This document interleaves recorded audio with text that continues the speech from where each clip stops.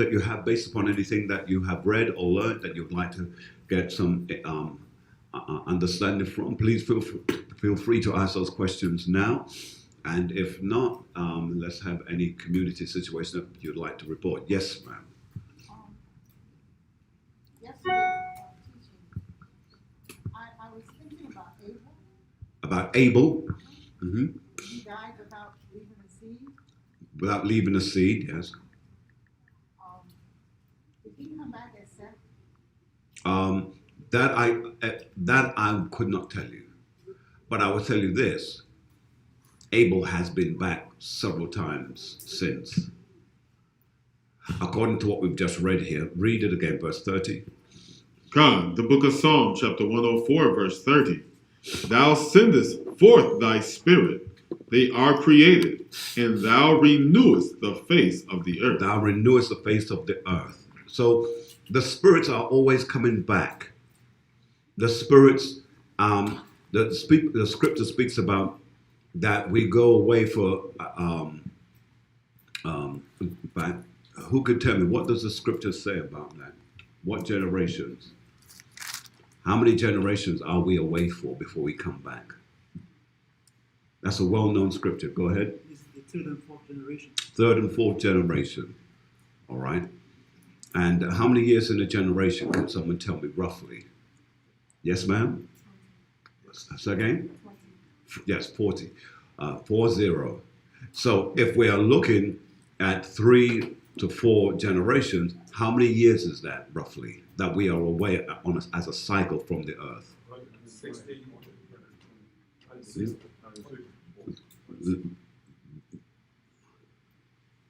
Right, so brothers, once we've got our mind made, it's simple mathematics. And mathematics is what it is. So 2 4s are 8, 3 4s are 12, 4 4s are what? 160 years. Right? So, yes. So, regeneration doesn't just involve those who are being sent back to try to get their life straight. It's everyone. Mm-hmm. Should it be? Every single person, that's why today's teaching is going to be quite interesting. We won't go into too much depth, but we'll explain some of it. Every single person that was created, none of them were created to not fulfill their value or the vision that the Most High God has in their life. Every woman has fulfilled certain areas of her life. That's why even if a woman was barren in this life, it doesn't mean she was barren in life before or the life to come. If a woman is barren in this life, there's a reason for it. There's a reason. And we could go through all of those things, but on another occasion. If a man is impotent in that life, his new life, there's a reason for it. Because the Most High God has set us all up to fulfill certain tasks. Every one of us. There's no one in this room that has just appeared here just for the sake of it. Every one of us, we're here for a reason. Some for testing, some because there is an assignment on your life that you have to fulfill. There are certain people that you must meet and you must talk to in this life. And the Most High gives you the energy to do that. That's why some people have a continual drive in them in this life or whatever life He puts them in because they're meant to fulfill their assignment. Yes, sir. The latest movie concerning this matter is called Disney Soul. Disney what? Soul. Disney Soul. Explain that, sir. They picture a black man that died whose soul went up to heaven. Mm-hmm. And when he got to heaven, there was multiple souls of people that were dying and were being sent back. It was the same spirit, but they forgot who they were. And they learned new things of what a past memory had done. So it was of someone else that they learned, but they came back with it. Go They on. used the black man throughout the whole. It's an animated. Yeah, I remember that. I remember it coming out. It's worth a look. I think I will take a look at that at some point. Yeah, I didn't know it was called Disney Soul, however. But you notice over the years they have been showing movies where men and women have come back, different bodies, but same spirit. So back to your question, Abel has been back many a time. It is impossible for him not to come back because the Most High God has made a circuit for everything. That's why when we read Ecclesiastes, in fact, let's just quickly go there just to bring your point. You know what I want, Ecclesiastes chapter 1. Yes, sir. Ecclesiastes chapter 1. Begin at verse 6. Begin at verse 3. Yes, sir. It's the book of Ecclesiastes, chapter 1 and verse 3. What profit have a man of all his labor, which he taketh under the sun? One generation passeth away, another generation cometh, but the earth abideth forever. Now, when you jump down to verse 5. Verse 5. The sun also ariseth, and the sun goeth down, and hasteth. Stop. So it says the sun rises and goes down, then it hastens to go back to where it came from. Jump down to verse 6. Con.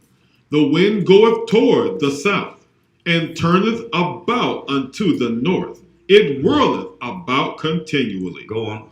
And the wind returneth again according to his circuit. See, so everything has a circuit. The wind, the water, the sun, the moon, us. We all have a circuit that we have to complete. So he uses this to show how foolish man's vanity is. That's why he's really saying you spend all this time on you. When you get to verse 12 and so on, you spend all this time on you, but the thing is, this body is going to disappear. So it's not worth it. See all these things people do with plastic, so it's not worth it. Why? Because this body is going to die. It's not going to live long. There's no investment in it. So that's what all that is about. It's teaching us. So then when we jump down to verse 8. Verse 8. All things are full of labor. Man cannot utter it. So it says all things are full of labor. Everything is working together. That's why the scripture in Romans says all things work together for what? For good. All right? So any other points that anybody has? Any other questions based upon yesterday or today? Anything at all? All right, go ahead. Exodus chapter. What is it, sir? Chapter 6 and verse 20. Exodus It's a chapter precept or No. it's a question? It's a question. All right. Exodus 6 and verse 20. Exodus chapter 6 and 20. What is your question? This is Amnon is Amnon married to his aunt. Was this a lawful or Okay, let's read it again. Read from verse 19, sir. The book of Exodus, chapter 6 and verse 19. And the sons of Merari, Mahali and Mushi. These are the families of Levi, according to their generations. And Amram took him, Jochebed, his father's sister, to wife, and she bare him Aaron and Moses. And the years of the life of Aram were 137 years. All right. Your question? so that was lawful for him to marry his aunt? I mean, could he marry his father's sister? Let's read it again. Exodus chapter 6 and verse 19. Go on. The sons of Merari, Mahali, the Isalaki, and Mushi. These are the families of Levi, These are the families of Levi, Go on. according to their generations. And Aram took him Jochebed, his father's sister, to wife, and she bare him Aaron and Moses. And the years of the life of Aram were 137 years. Again. So I got that. All right, jump back up to verse 16. Exodus chapter 6 and verse 16. I'm trying to get you to kind of see it yourself. And these are the names of the sons of Levi, according to their generations: Gershon, and Kohath, and Merari. And the years of the life of Levi were 137 years. Go on. The sons of Gershon, Libni, and Shemi, according to their families. And the sons of Kohath, Aram, and Izhar, and Hebron, and Uziel. And the years of the life of Kohath were 133 years. And the sons of Merari, Mahali, and Mushi. These are the families of Levi, according to their generations. All right. Now, is anybody seeing it, or is it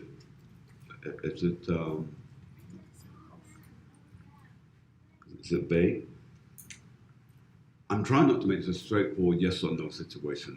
I want to see if you're seeing what's actually printed there. It's right there in front of us. Anyone?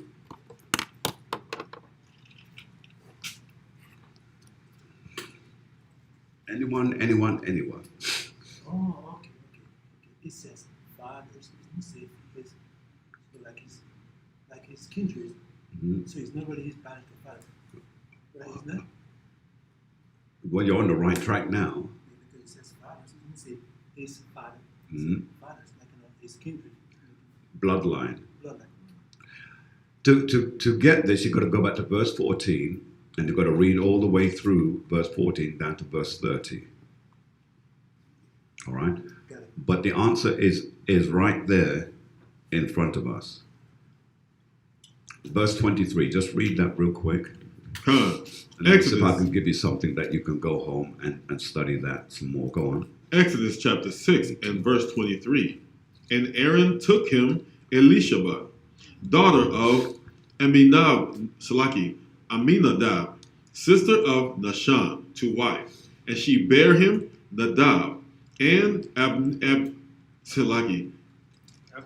Abihu, Eleazar, and Ithamar.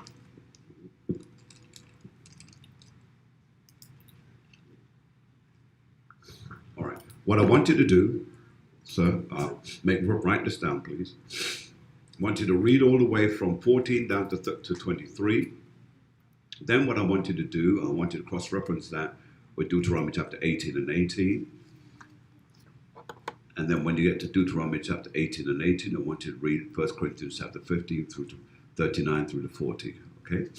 Let's read 15, 39, 40. Yes, sir. All right.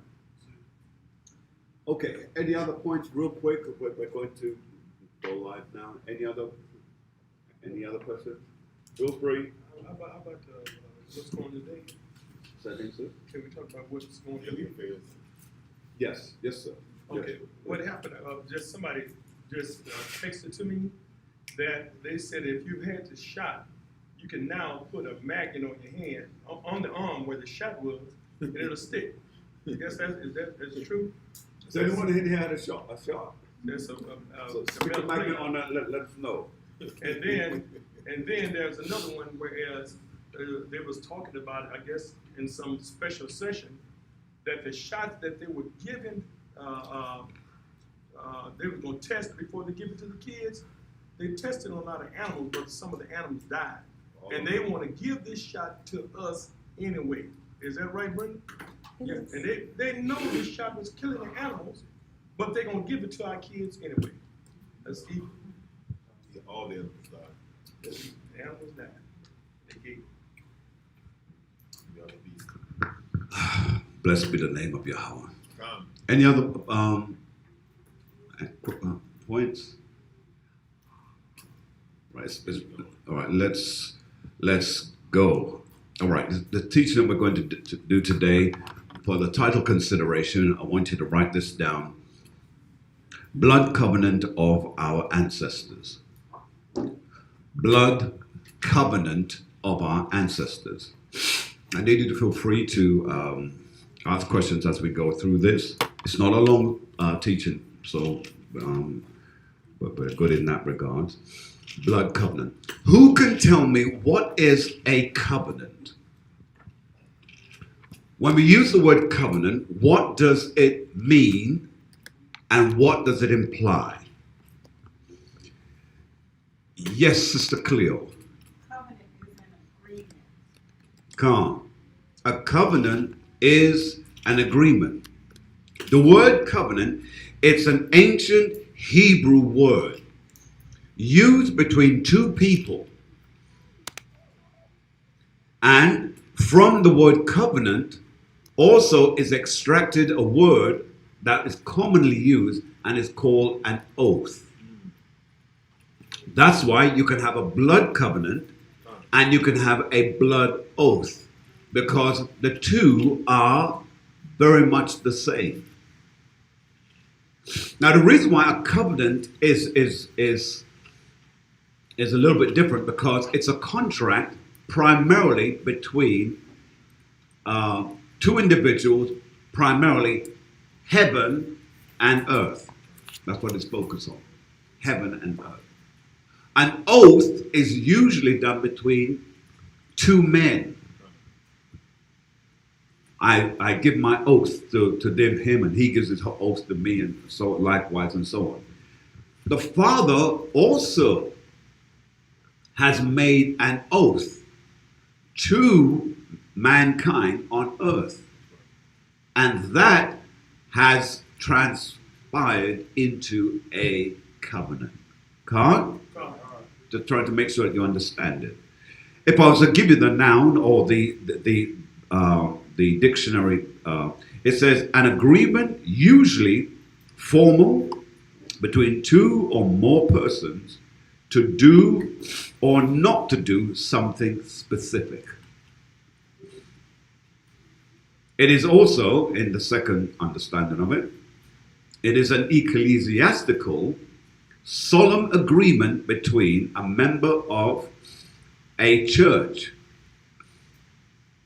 Now, the original, must remember, the original understanding of the word church is only referred to Israel.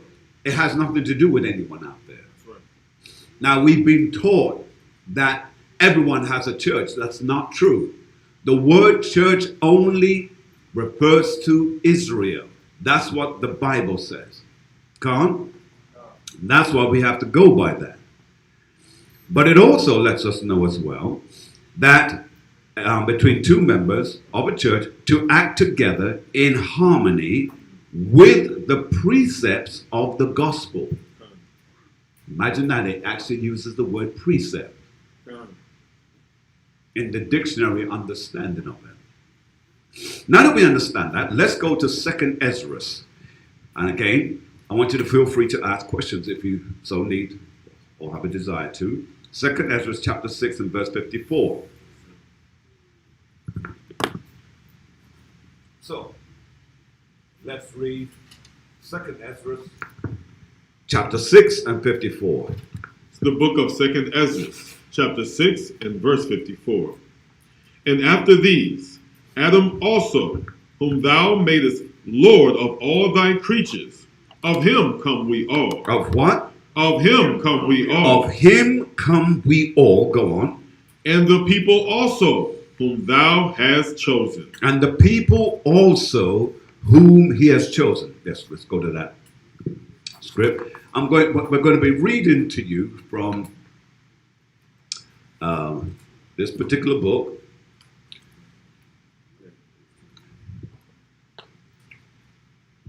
Good. Let's name the book and give the year of when it was printed as well, sir. God, this is the book, Light and Truth, collected from the biblical and ancient and modern history, containing the universal history of the colored and the Indian race from the creation of the world to the present time, by R.B. Robert Benjamin Lewis. The year of the book.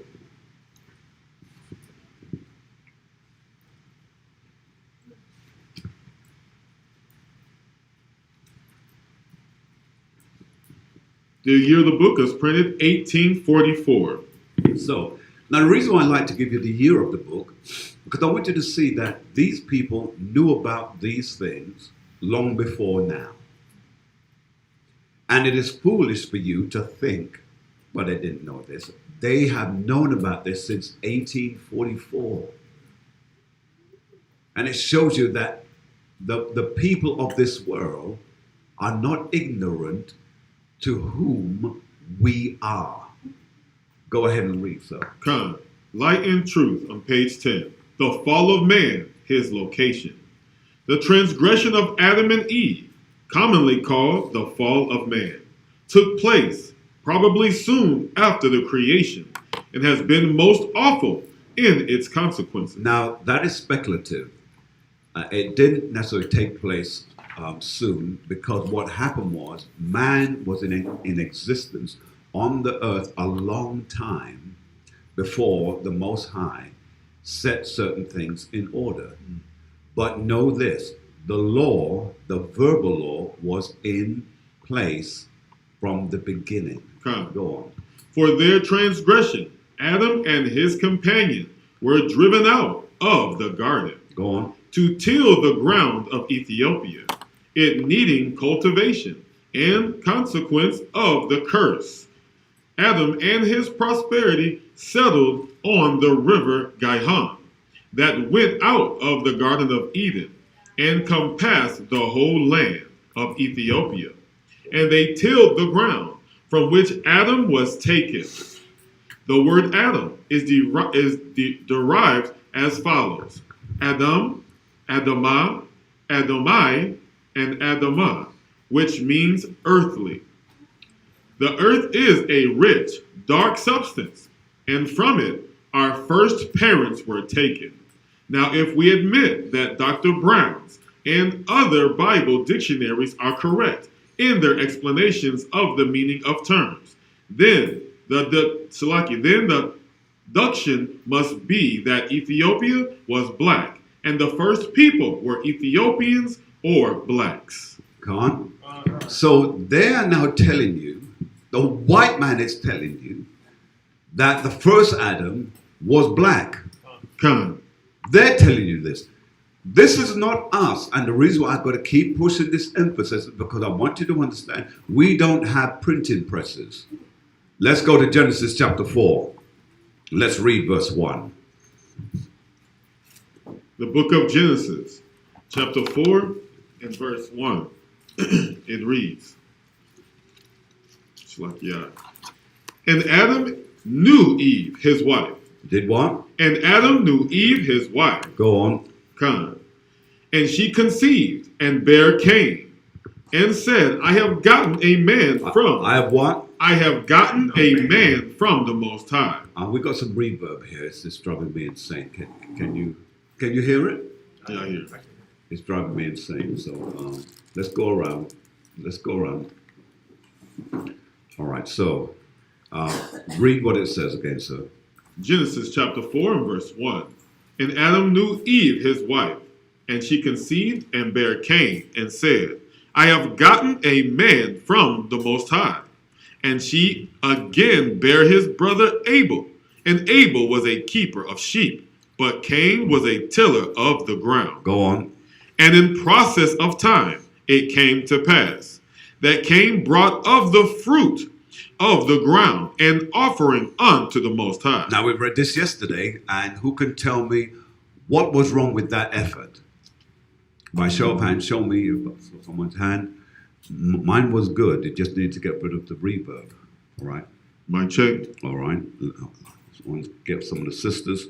All right. Sister Cleo.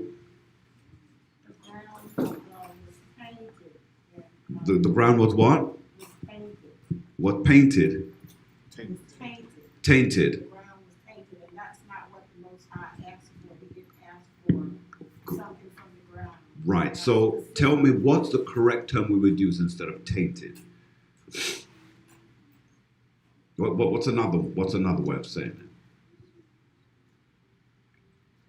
it? Cursed. You never go wrong with curse, man. Right? That curse first, all tainted business up underneath that, all right? So the ground was cursed, right? So what was wrong with him bringing the fruit from the ground if the ground was cursed? It's not rocket science. Just tell me straight, please, somebody. Yes, go ahead, ma'am. That wasn't the requested offering that the Most High wanted. Say again. That wasn't the requested offering the Most High wanted. That was not the correct offering that should be given. All right. Read again, sir, verse 3, 4, and 5. Con. Genesis chapter 4 and verse 3. In process of time, it came to pass that Cain brought of the fruit of the ground an offering unto the Most High. And Abel, he also brought of the firstlings of his flock and of the fat thereof. And the Most High had respect unto Abel and to his offering, but unto Cain and to his offering he had not respect. Yeah, not respect. So it's telling us that the offering that he brought, the Most High did not want that. Calm, had no respect for it. All right. So can somebody please tell me then, why was the Most High upset with it? Just tell me straight. Yes, ma'am. Grace and peace. Genesis 3:21 says the Most High required. Genesis chapter 3 and 21. Let's go there and read that real quick. Genesis chapter 3 and verse 21. Unto Adam also and to his wife did the Most High God make coats of skins and clothe them. Right. So he required a sacrifice, a blood sacrifice. Second Ezra chapter 3 and 4. Let's read that real quick. Second Ezra chapter 3 and verse 4. Let's read. The book of Second Ezra chapter 3 and verse 4. O Lord, who bears rule, thou spakest at the beginning, Go on. when thou didst plant the earth, and that thyself alone, and commandedest the people, Go on. and gavest a body unto Adam. So the people were commanded to follow a law from the beginning, Khan. All right. Did I see another hand up? All right. Let's move forward a little bit more quicker now. All right. So what we find then in 2nd Ezra chapter 6 and verse 54, Adam was the first, right? Talk to me, right? And then when we go to Genesis chapter 4 and 1, we see that sacrifices was done from the beginning. Khan? Now, when we read Genesis chapter 5 and verse 1, let's go there, because we're going to go through the generations kind of quickly. Genesis chapter 5 and verse 1, let's read. This is the book of the generations of Adam. Now, the generations, I need to, brothers and sisters, those watching online as well as you here, I need to get your mind into a constant thinking mode. I want you to be able to answer or respond to this the same way if you were being taught your times table. You have times table over here, right? You do that, right? 1 2 is 2, 2 to the 4, 3 to the 6. The scriptures have to be in your mind like that. You know, what's 2 2s? 2 to the 4. All right? What's 3 3s? 3 3s are 9. Right? I could tell that you didn't do well at math at school. So that's why the scriptures have to be slow to speak. See, so here what we're seeing, that I want you to get the scriptures like that in your head, Carl. So, chapter 5 and verse 1. Here we go. Go, sir. Genesis chapter 5 and verse 1. This is the book of the generations of Adam. In the day that God created man, in the likeness of God. See, in the day that God created man, in the likeness of what? In the likeness of God. So we look like him. Come. We look like him. Come. Now, how do we know he looks like us? Let's go back to Genesis chapter 2 And let's read verse 7. Come. Right? I want it to flow in your mind like that. That you're not hesitating, you just know it. The same way I know my Pythagoras theorem, and I've never forgotten from the age of 6 on up, I've never forgotten it. You will never forget this, huh? So, let's read verse 7. Read, sir. Genesis chapter 2 and verse 7. And Yahweh thy power formed man of the dust of the ground. From the dust of the ground. We just read it in this book. Come. Right? The so-called white man wrote this book and knows that the dirt was black and that man was made from it, and said that Adam was indeed a black man. Come. Now, admittedly, they're changing all of that now. They're changing it now because white supremacy, that's what it is. White supremacy has now taken the stage. But we can go on the facts that do not lie, can't? So here it says that and the Lord God formed man from the dust of the ground, right? Come. We know that ground is black or brown dirt, can't? Go back to where we were. Go back to where we were. So let's read it again. Read, sir. Genesis chapter 5 and verse 1. This is the book of the generations of Adam. In the day that God created man, in the likeness of God made he him. So in the likeness, so that means we have to have eyes, ears, nose, mouth. Those are the images, right? Those are the likenesses, Khan. And on top of that, what's the next thing? We have to also have his color. Is that hard for you to get? Easy to get. We have his color also, because we were made from the dust of the ground. So we know then that our God, our Father, looks like us. Now listen, you black men in here, if your wife had a child and that child came out white, you're going to be like, what's going on here? Would you not? Yes. Because you're a black man, right? And you're expecting the likeness of your child to reflect you, can't? So this is why we're bringing all that up. So there's no confusion. So when we go back now, did you have a precept for me? No, Daniel. Oh, no. Let's read Daniel. Yeah. Daniel now speaks about the Ancient of Days and so on. Let's go. Are we doing with 7 or 10? I was going to do 10. Go, do 10. You mentioned color. Yeah. Do 10. The book of Daniel, chapter 10 and verse 6. His body also was like the beryl, and his face as the appearance of lightning, and his eyes as lamps of fire, and his arms and his feet like in color. Like what? Like in color. So anyone who says that there's no color in the Bible, you don't know the scriptures. Read, sir. Like in color to polished brass. To polished brass. And brass, as we asked the brother last night, what is brass in the color ratio a derivative of? He said brown. He didn't sweat it, he just said brown. Now when we ask a Caucasian, they go, it's complicated. I said, what's going on here? If he was a Negro, I'd say, nigga. But I'm sorry. Forgive me, please, forgive me.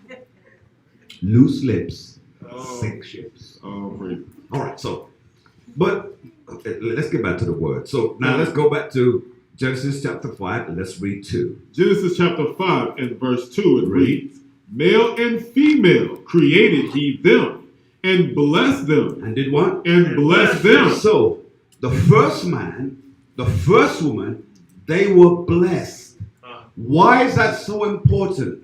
Because that word blessing from our ancestors, it emanates all through the bloodline with us in that. That's right.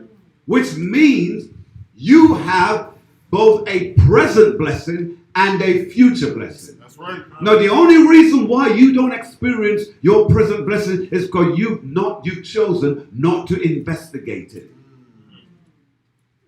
Once you're here right now, he has set a blessing for you. Why? Because you can't be in this life and suffer knowing that you are a child of God. He sets things up that you can make it through this life. You may not be the Beyonce or the Jay-Z with their money. That's irrelevant. That's right. But he wants you to be comfortable enough that you can get through this life. That's why the writer said, if in this life only men would have hope, there would be of all men most miserable. So it's not about this life. He set the blessing to get you through this life. Come on? Because he knows there's a greater blessing for you in the future. That's why he says in Revelation chapter 2 and verse 9, what does he say there? Now, I'm being led by the Spirit, right? That's why I'm jumping around with the scriptures. But let's read what he says there. Revelation chapter 2 and verse 9. I know thy works. Read. And tribulation. Explain all that. Come. He knows the works that we go through. He knows the tribulation and poverty that Israel is going through. But thou art rich. We're Read. going to inherit the kingdom. Come and on. I know the blasphemy, the lies of them which say they are Jews, but they are not. See? So he's explaining it. He knows that because that's what it means. It should be a standard that when any of us read it, we should be able to explain it in exactly the same way. No hesitation, no stuttering, because that's what it's saying about us. So we know there's a present blessing in this life, but there's also a future blessing because it's a promise that was made unto our ancestors. That in the kingdom we will have that more and that more abundantly. Look, if we make it through and we get through, that is going to be such a mind-blowing experience. The writer says tongue cannot tell. So let's go back now to Genesis and let's finish reading. Let's go from verse, where were we? Verse 3, where we, sir? Yeah, verse 3. Go ahead. Genesis chapter 5 and verse 3. And Adam lived 130 years and begat a son in his... I'm sorry, Salaki, my error, because I needed to point this point out. Let's go back to verse 2. Yes, sir. Genesis chapter 5 and verse 2. Go on. Male and female created he them, and blessed them, and called their name Adam. And called their name Adam. So, all of Adam's descendants were called Adam. All of them. How you doing, Adam? I'm doing good, Adam.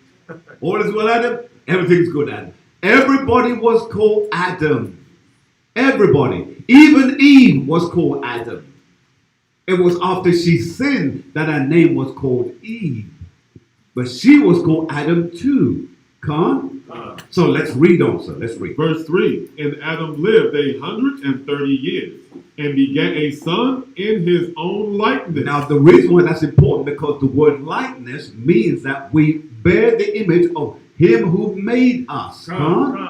So we're the same as those, the Father, he made us in his likeness, so we must be like him, so forth and so forth and so forth. All right, go on. After his image, and called his name Seth. Go on. And the days of Adam, after he had begotten Seth, were 800 years, and he begat sons and daughters. And all the days that Adam lived were 930 years, and he died. So that shows that we were continually regenerated. Regenerated means to make and bring life. Go on, read. And Seth lived 105 years, and begat Enos. And Seth lived after he begat Enos 807 years. And he begat sons and daughters. He begat what? He begat sons and daughters. So notice, it's showing you, here's my point that I want you to catch. We read from 1 to 9. Here's the key. Throughout all of that, the Most High has selected only one name from each family. Adam had lots of sons and lots of daughters. But notice, the scriptures only selects one Are you with me so far? Because many of us, we read this and we miss that part. He had lots of them. A man lives 900 years, do you think he's going to have 2 children? He's going to be busy with his wife all the time, and she's going to keep on producing and producing and producing and producing. But here's the thing, the Most High God is only interested in one. So that's why as we read it, the names are coming up of who are the ones that the Most High is interested in. That's why we see in verse 6 it says, and Seth lived, because that's the name that the Most High is interested in. Come on. By the time we get down to verse 9, it says, and Enos lived 900 and begat who? Right. So now it's showing us a selection. Now let's go to chapter 6. Chapter 6. Chapter 6. Because remember, we just read where he mentions Enos out of all of the sons. Seth, then Enos, and so on. Didn't say what names of all the others. Now in chapter 6, verse 1, let's read. Genesis chapter 6 and verse 1. And it came to pass, when men began to multiply. That when men began to what? When men began to multiply. Good. Stop there. Now jump down to 8. Genesis chapter 6 and verse 8. It reads, but Noah found grace in the eyes of Yahweh. He found grace where? In the eyes of Yahweh. Let's precept that with Sirach chapter 44 and 17, please, real quick. The book of Sirach, chapter 44, verse 17. Let's read. Noah was found perfect and righteous. Notice, it said perfect and righteous. Go on. In the time of wrath, he was taken in exchange for the world. So he, in all his generation at that time, he was the only one that was found perfect. Come. Meaning complete. Why? Because he followed the law, statutes, and the commandments. That's right. Go on. Therefore, was he left as a remnant unto the earth. So, now we're understanding where the word remnant comes from. So the word remnant really is implying just a handful. That's why 2/3 of our people are going to be destroyed, and only 1/3 is going to make it in. That's why in the Apocrypha we read about where it speaks about a cluster of grapes. He knows what it implies to himself, and therefore we have to also make sure that we are a part of that number. So, did you finish it? All right, let's jump back. Let's jump back to verse 9, chapter 6 and verse 8 again. Let's read. Genesis chapter 6 and verse 8. But Noah found grace in the eyes of Yahweh. Go on. These are the generations of Noah. These are the generations of Noah. Now you have to look at who is Noah going to select out of his bloodline.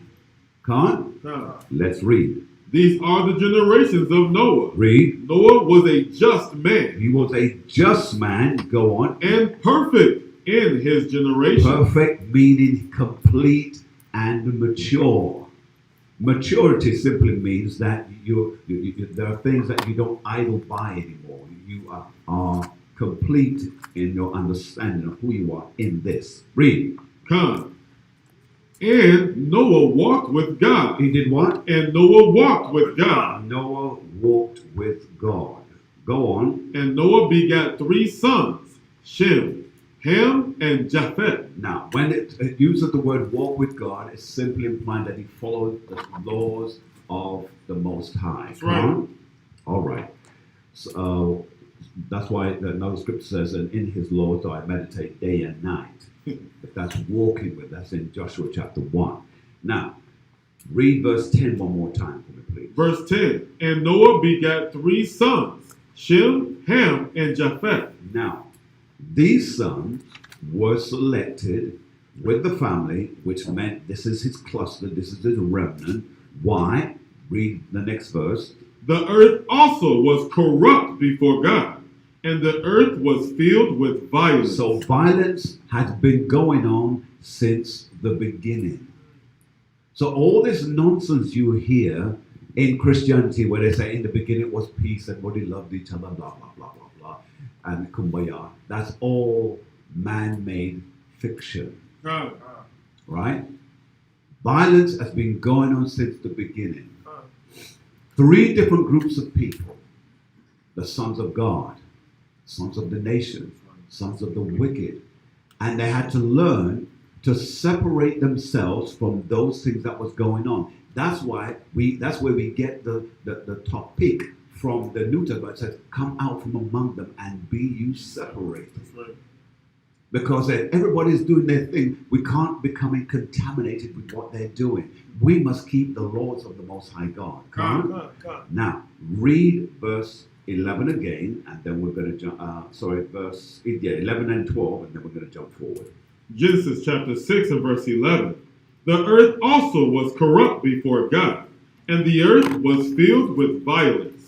And God looked upon the earth, and behold, it was corrupt, for all flesh had corrupted his way upon the earth. Upon the earth, all flesh. Now jump to verse 17, please. Verse 17. And behold, I, even I, do bring a flood of waters upon the earth. So what he's basically saying, in a nice way, I'm going to kill everyone. I'm going to kill, use a nice southern term, all y'all. You're all going to die. Read. Salaki, I do bring a flood of waters upon the earth to destroy all flesh, wherein is the breath of life from under heaven, and everything that is in the earth shall die. Go on. But with thee will I establish my covenant. Stop. That's a word you should highlight, underline, put asterisks around, because he said, but with you, I'm going to have my covenant with you. Yes, sir. Go ahead. The book of Sirach, chapter 44, verse 18. An everlasting covenant I have made with him, that all flesh should perish no more by the flood. Come. So let's go back. Read it again. Read 18 again. Come. Genesis chapter 6 and verse 18. But with thee will I establish my covenant, and thou shalt come into the ark, thou and thy sons, and thy wife, and thy sons' wives with thee. With thee. So here he says, your wives, your sons' wives will come, your sons will come. These are the ones that I've selected. This is the remnant. Remember, everything about Noah is to give us some understanding that there's going to be a cataclysmic extirpation that's going to take place. And it took place, destroying everything. Now, we ought to look at this and take the scripture says, a more earnestly, recognizing that when Yahweh comes back, Yahweh Shai comes back, he's coming back to bring complete catastrophic actions to this earth. Destroying everything. Remember, what they did was, he spent 100 how many years did he spend building the ark? That should be easy. I'm disappointed. How many years did he spend building the ark? Really? How many? No. 600. No, it's been, yes, over here, thank you. You know I'm going deaf now, right? 170 years. 120 years. 120 years. How I always, my memory hook for that is always to look at it as 12, just with a 0 at the end. And I've never forgotten that. 12 tribes. Look at 120 years. Now, in that 120 years, he was preaching to all the people. Did they listen? No. Some of them were walking by across the other side of the road. I'm not walking near that big old monstrosity called an ark.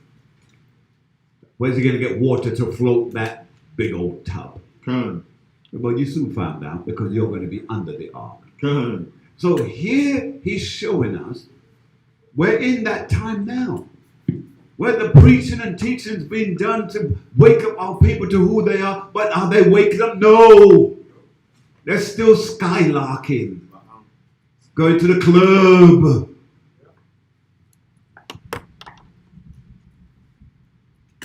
And it seems kind of funny as well that there's rain and thunder and lightning going outside as we teach about this. Spirit of the Lord is coming down now. So here is letting us know that he's going to establish his covenant with who? Israel. So can you read 18 again, please? No. Read 18 again for me, please. Genesis chapter 6 and verse 18. But with thee will I establish my covenant, and thou shalt come into the ark, thou and thy sons and thy wife, and thy sons' wives with thee. You see, we just done read this and precepted, and you're still, come on. As I said to you before, it's going to be like your times table. The moment you hear it, you know the answer to it. Can't? All right. So now that we have that, I want you to go to chapter 9. Chapter 9, and let's read verse 19.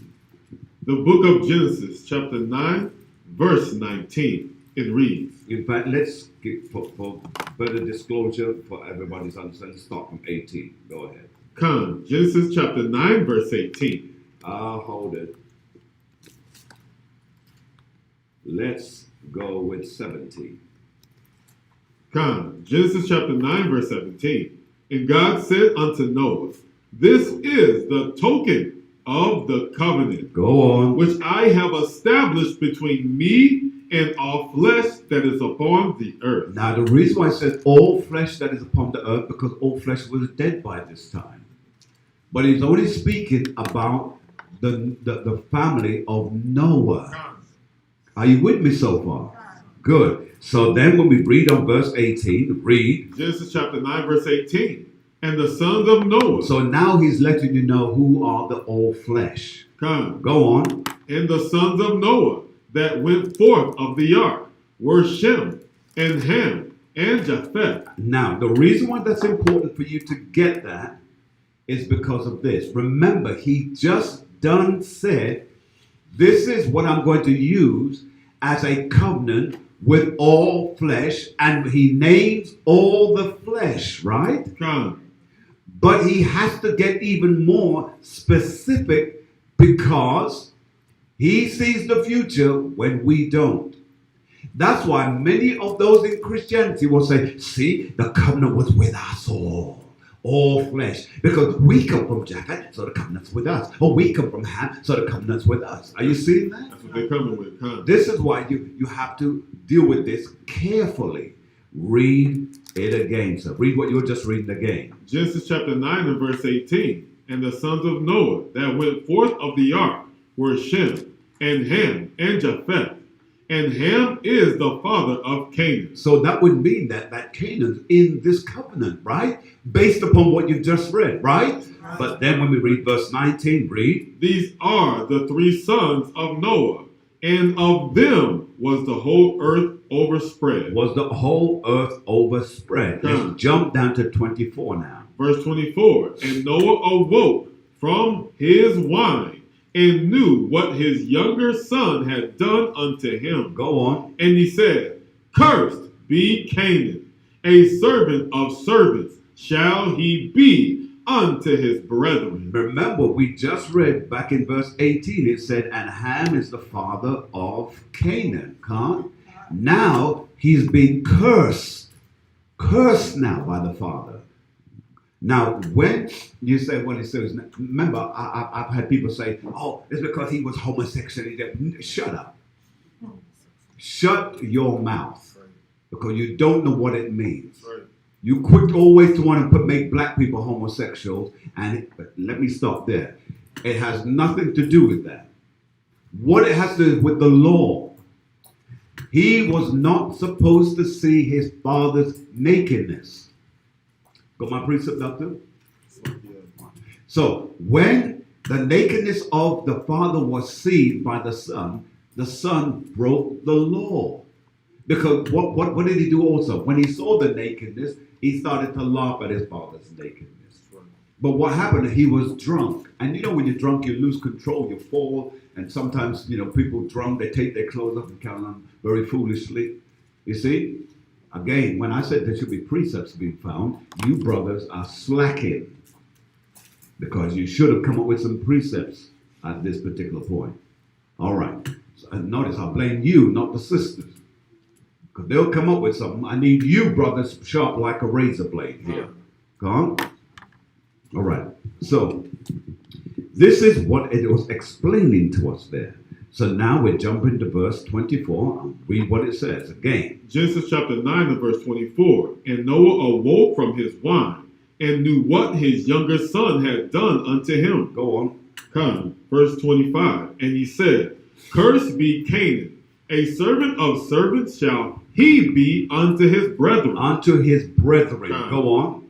And he said, Blessed be the Lord God of Shem. Blessed be the Lord God of Shem. So out of the three sons, now he puts the other sons aside. He removes Japheth, he removes Ham, and he now says Shem is going to be blessed. That's right. Of all of them. So now the covenant is only with the son who is Shem. Come. Does that make sense now? You'll read it, it's right there. So he says, and he said, Blessed be the Lord God of Shem, and Cain shall be his servant or this servant. You see that? Right? Now, it rules out Japheth because in verse 27 it said, read, God shall enlarge Japheth, and he shall dwell in the tents of Shem. read, And Canaan shall be his servant. shall be his servant. So we already see the order that's taken place here. You understand this so far? Come on? Let's go to chapter 11. Chapter 11. Chapter 11 and 11. Let's read. The book of Genesis, chapter 11 and verse 11. And Shem lived after he begat Arphaxad 500 years, and he begat sons and daughters. Go on. And Arphaxad lived 530 years, and begat Selah. And Arphaxad lived after he had begat Selah Go on. 403 years, and begat sons and daughters. Go on. And Selah lived 30 years, and begat Eber. And Selah lived after he begat Eber 403 years. Now, to bear in mind, Eber is the name where we get the word Hebrew. God, Eber is where we get the word Hebrew. that's right. That's why when over in the Africas, there are some groups that descend from Eber. But here is what you got to remember. All it means is from the past. That's right. And from the past comes our language, which is Hebrew. God. Come? So, let's read where we left off. Genesis chapter 11 and verse 15. And Selah lived after he begat Eber 403 years, Go on. and begat sons and daughters. Go on. And Eber lived 430 years, and begat Peleg. And Eber lived after he begat Peleg 430 years, and begat sons and daughters. Sons and daughters. From there, jump down to verse 26. Verse 26, it reads, And Terah lived 70 years, and begat Abram, Nahor, and Haran. So those are the three brothers there, Khan. Abraham and his brothers. Khan, are you still with me, everyone? God. All right. From here, let's go to Genesis chapter 12 and verse 1. The book of Genesis, chapter 12 and verse 1. Now Yahweh had said unto Abram, Get thee out of thy country, and from thy kindred, and from thy father's house, unto a land that I will show thee. Now, why does he want that to happen? Because remember what the precedent has been said, that out of every generation or family, he picks one. Come. Are you with me so far? I'm making this as easy as I can so you, when you're going through this, it just makes pure sense to you. I understand because I know I was confused for a long time because the teachers weren't teaching it systematically. This is systematic. So let's read it again. Genesis chapter 12 and verse 1. Read. Now Yahweh had said unto Abram, Get thee out of thy country, and from thy kindred, and from thy father's house, unto a land that I will show thee. Go on. And I will make of thee a great nation, and I will bless thee. So you see now, he says, you, Abraham, I'm going to make of you a great nation, and I will bless thee and make thy name great, and thou shalt be a blessing.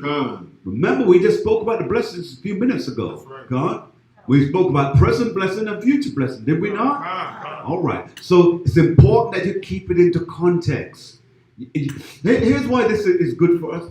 Because if you ever begin to doubt your circumstance that you're dealing with and you're wondering, how am I going to make it through? Remember, I'm in a present blessing. Because the name of Abraham is my forefather, is my ancestor. Right? And therefore, the Most High is already making a way for me. I just have to be patient and trust him and believe him. Read.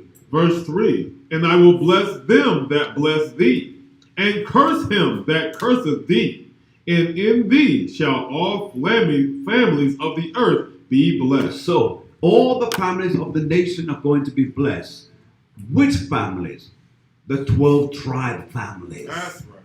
That's what it's speaking about. Because you'll hear Esau talk about saying, see, everybody's going to be blessed. No, they're not.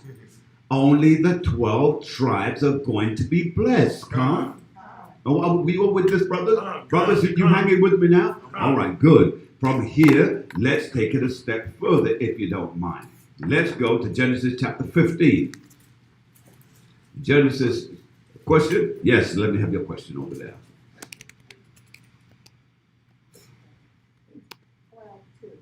12 and 2. I'm sorry, 12, 3. 12 and 3? Yes. Come on. He said that those that bless you, bless, those who curse you, curse, Right? and through him, every nation will be blessed. Yes? Okay, you said that applies to Israel only. So is that blessing future? Yes, it is definitely future because, let's read it again. Let me explain. Read 2, come forward, sir. Come. Genesis chapter 12, verse 2. I will make of thee a great nation. I will make of thee a great nation. Go on. I will bless thee and make thy name great. And make thy name great. Go on. And thou shalt be a blessing. And thou shalt be a blessing. For those of you that are listening, in case you obviously didn't hear, the question was, is this future? Now we're going to read verse 3. Let's see. Verse 3. And I will bless them that bless thee. And I will bless them that bless thee. Because remember, right now, he's not in the position for anyone to bless him. So this obviously is future, it's down the road. Now, notice it's speaking about him and his descendants. Why that's so important is this, and if I may just do a spoiler alert. Remember when he traveled through a particular nation and the man saw his wife and wanted her and basically took her. And he said to her, his wife, said, you are my sister. When the Most High God came to him and said, you're a dead man, you touch her, you're done. He woke up the next day and said, why did you do this to me? So in the end, he sent him away with cattle, servants, gold, and silver. That blessing came to him as a future because it had not yet happened yet. So that was future. Are you with me so far? So then when we go back and read verse 3 again, let's read it. Genesis chapter 12 and verse 3. And I will bless them that bless thee, See? and curse. So, those who have blessed him, he's going to bless them. He's going, because you put blessings on his children, he's going to provide for you for doing that. Go on. Come and curse him that curseth thee. And there were those who cursed them too. Because remember, it's not just speaking about him, it's speaking also about his bloodline. Even the 12 tribes that was in him, but that was yet to come out. Come on. Great sound. Go ahead. The same book, it's just chapter 27, verse 29. Chapter 27, 29. Let's read. Right here. The book of Genesis, chapter 27, verse 29. It reads, Let people serve thee, and nations bow down to thee. Good. Be Lord over thy brethren, and let thy mother's son bow down to thee. Cursed be every one that curseth thee, and blessed be he that blesseth thee. Come on. That's a good precept right there. Read it one more time to make sure everybody's in line. Come, the book of Genesis, chapter 27, verse 29. It reads, Let people serve thee, and nations bow down to thee. Read. Be Lord over thy brethren. Read. And let thy mother's son bow down to thee. Cursed be everyone that curseth thee, and blessed be he that blesseth thee. Come on. All right, so that's good right there. Come. All right. Was there anything more to your question, man? I guess. Oh.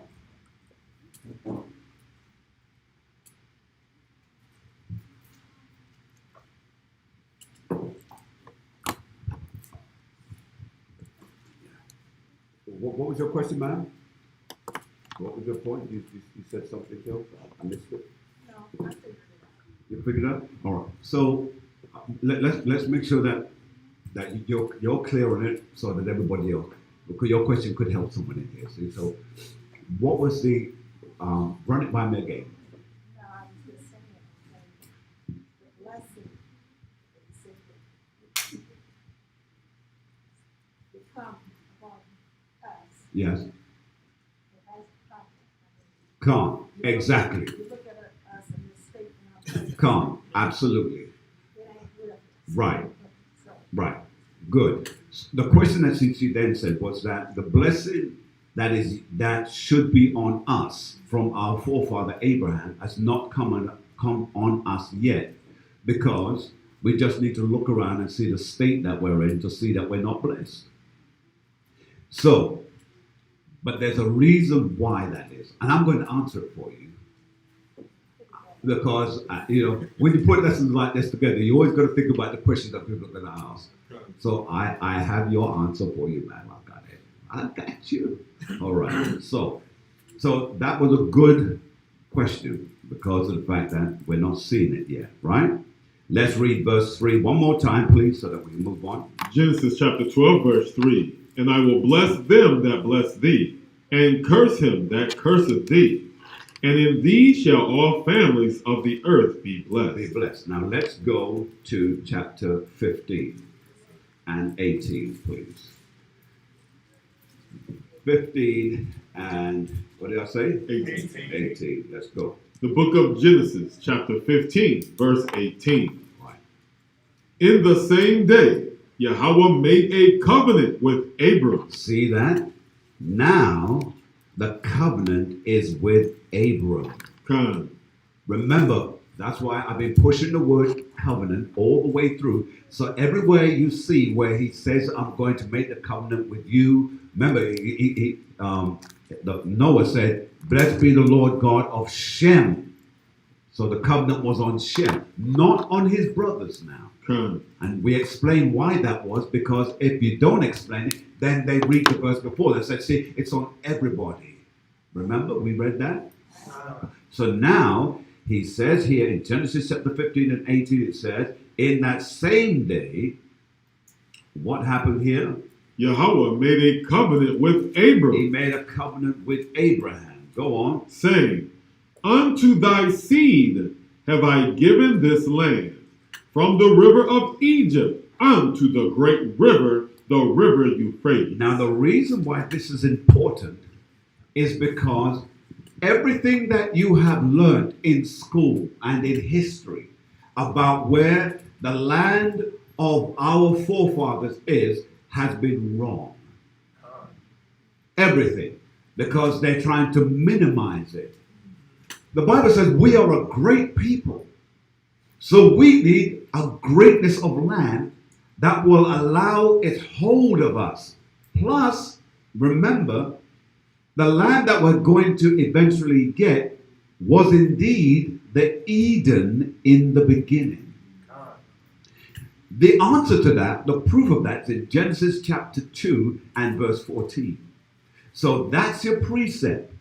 Right, go there. Let's go there and read it. That's your precept that you link in with Genesis chapter 15 and 18. Go ahead, sir, and read. The book of Genesis, chapter 2 and verse 14. And the name of the third river is Pentecost. That is it which goeth toward the east of Assyria. See? So notice, if you can imagine, or if you keep the map in your head, you can see how far that is. Go on. Come. And the fourth river is Euphrates. You finish that? That's it. Right. So then it gives you, so when you go back now to 18, to 15 and 18. Come. Genesis chapter 15, verse 18. In the same day, Yahweh made a covenant with Abram, saying, Unto thy seed have I given this land, from the river of Egypt. So the river of Egypt, going all the way over there.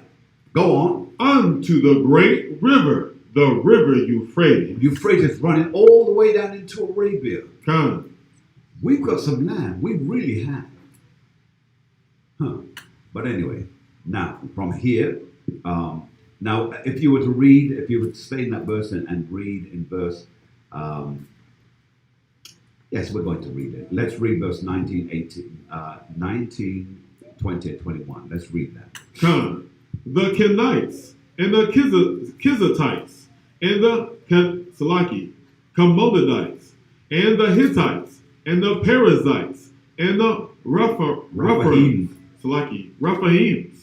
and the Amorites and the Canaanites and the Girgashites and the Jebusites. Now, all these nations here are important because the scriptures is linking us to them in a certain way.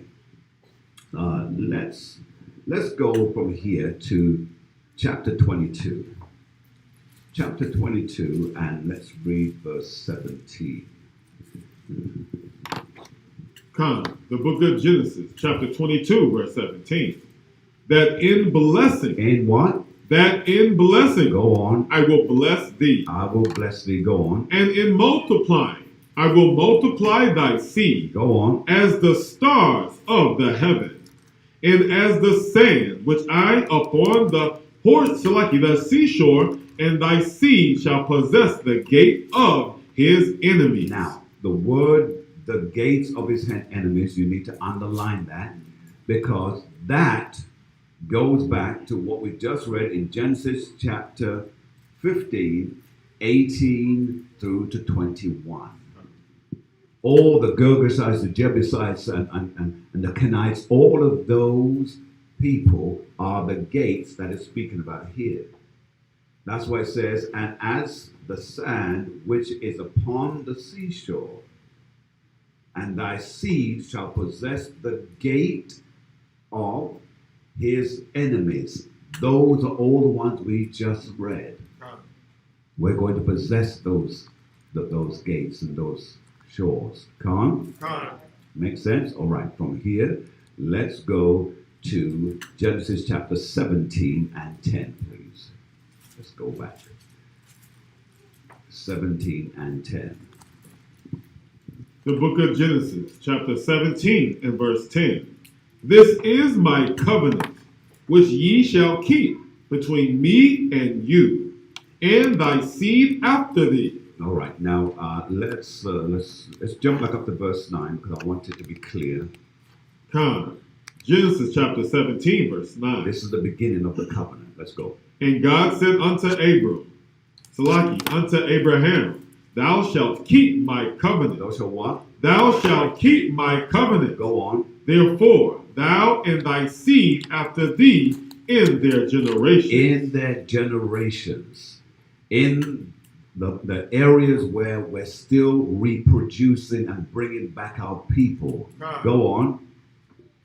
This is my covenant, which ye shall keep. Which you must keep. This is my covenant, which you must keep. You must put a bracket around that parentheses or highlight it. Read. Between me and you, and thy seed after thee, every man-child among you shall be circumcised. That is why the act or the sign of the covenant is on the men. Their foreskin must be removed. That's how they knew who the Israelites were when they were capturing them. They would just strip them naked. And they would see that the covenant was on them. Are they covenanted? Yes, they are.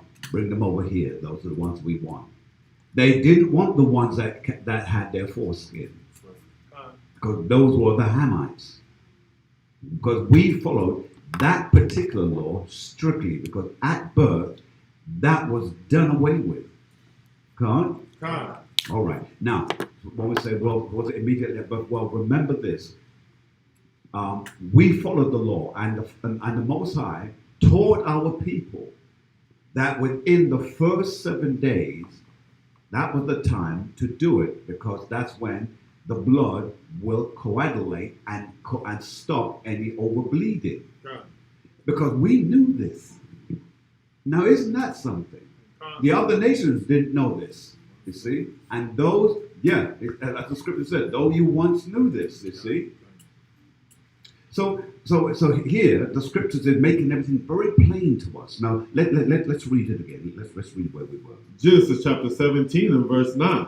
And God said unto Abraham, Thou shalt keep my covenant, therefore, thou and thy seed after thee in their generation. Read. This is my covenant, which ye shall keep between me and you and thy seed after thee. Read. Every man-child among you shall be circumcised. Read. And ye shall circumcise the flesh of your foreskin, and it shall be a token of the covenant between me and you. Read.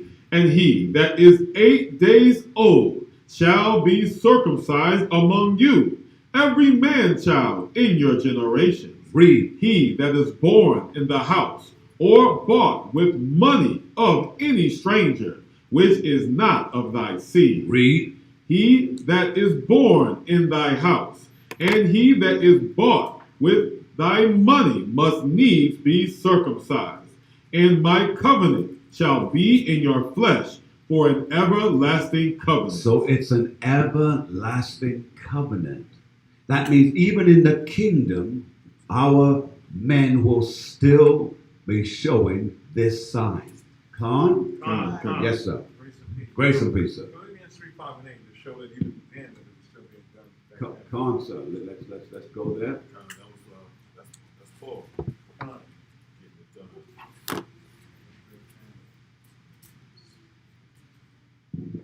The book of Philippians, chapter 3 and verse 4. Read down into it. Though I might also have confidence in the flesh, if any other man thinketh that he hath whereof he might trust in the flesh, I more. Circumcised the 8th day of the stock of Israel, of the tribe of Benjamin, a Hebrew of Hebrews, as touching the law, a Pharisee. So you see, it's a law that we have always kept. Does that make sense to you? All right. Now, where were we? Read all the way up to. All right. Okay, let's go back to chapter 17. Let's read verse 19, please. Come, Genesis chapter 17, verse 19. And God said, Sarah, thy wife shall bear thee a son indeed. Shall what? Shall bear thee a son indeed. Go on. And thou shalt call his name Isaac, and I will establish my covenant with him. Notice, This is a covenant by promise, not by law. Come. You need to write that down under or nearby or in the column of that script Come. so that you understand what it's reflecting, because it will confuse you with the other things I'm going to say a little bit later. Read it one more time, sir. Genesis chapter 17, verse 19. And God said, Sarah thy wife shall bear thee a son indeed, and thou shalt call his name Isaac. Go on. And I will establish my covenant with him. See that? Notice he always picks one. Even though there was a older son who was Ishmael, the Most High God is dealing with a what? What did I just say?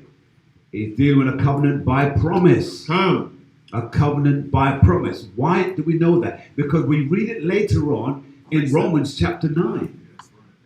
See? So, jump from there, read verse 20.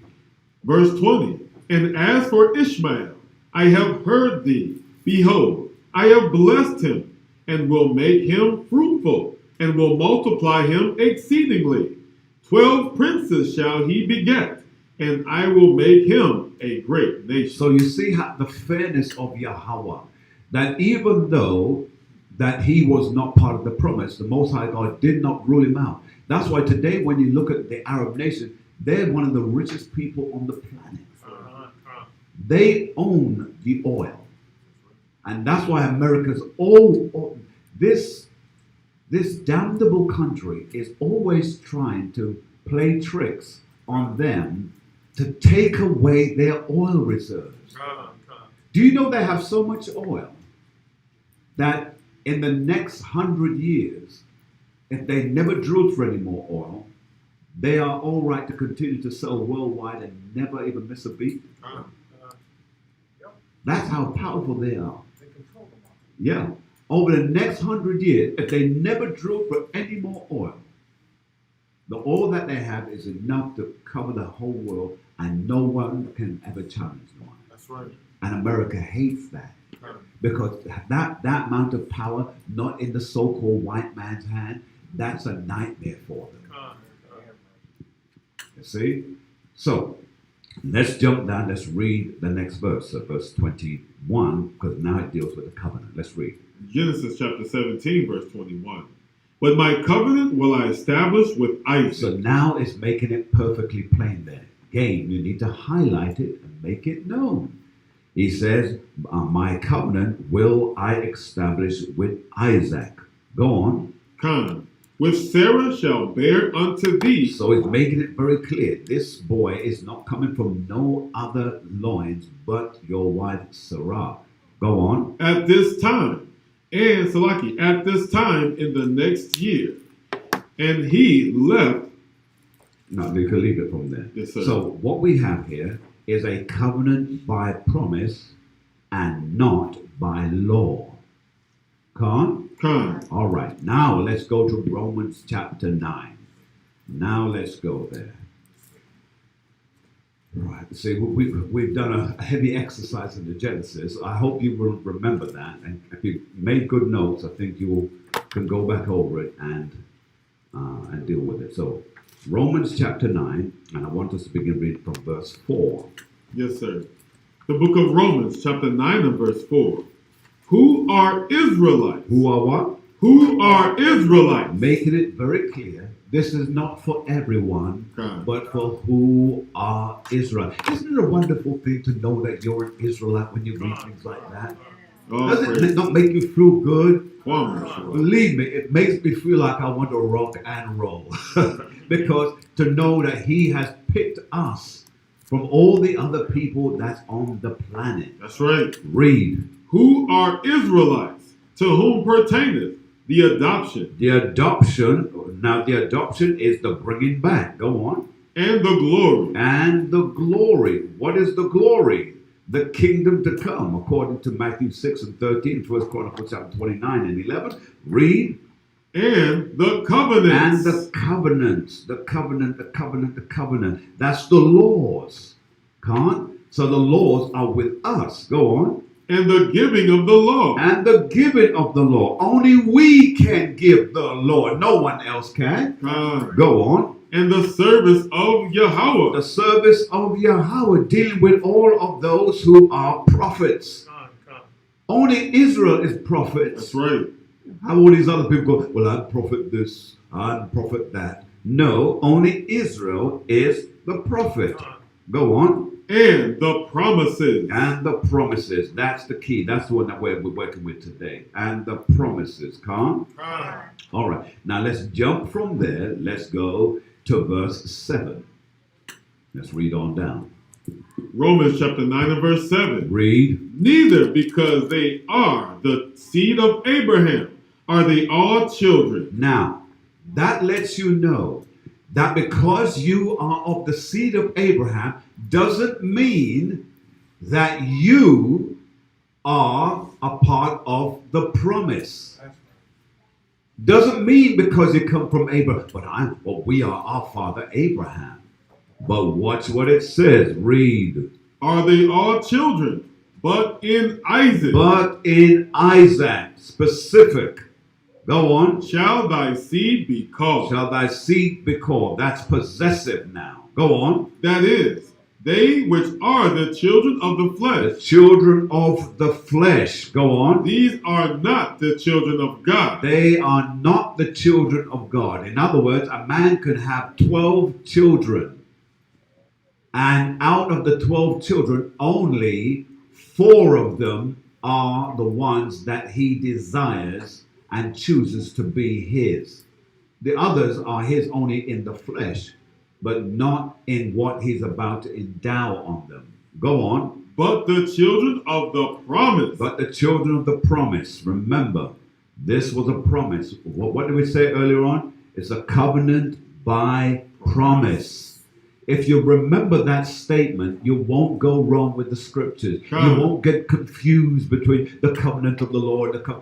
This is a covenant by promise. Read on. But the children of the promise are counted for the seed. Counted as what? Counted for the seed. That's according to Isaiah chapter 41 and 8. That's right. Right, keep going. For this is the word of promise.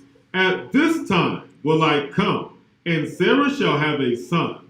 And not only this, but when Rebekah also had conceived by one, even by our father Isaac. Go on. For the children, being not yet born, neither having done any good or evil. They haven't done anything wrong at this point. Go on. That the purpose of God, according to election, might stand. Go on. Not of works, but of him that calleth. Go on. It was said unto her, the elder shall serve the younger. Read. As it is written. As it is written. Meaning, if it makes that statement, it means it's written before time somewhere else. Where was that? Who can, by show of hand, who can tell me where was it written beforehand? It said, as it is written. Where is it written? I see one hand, two hands.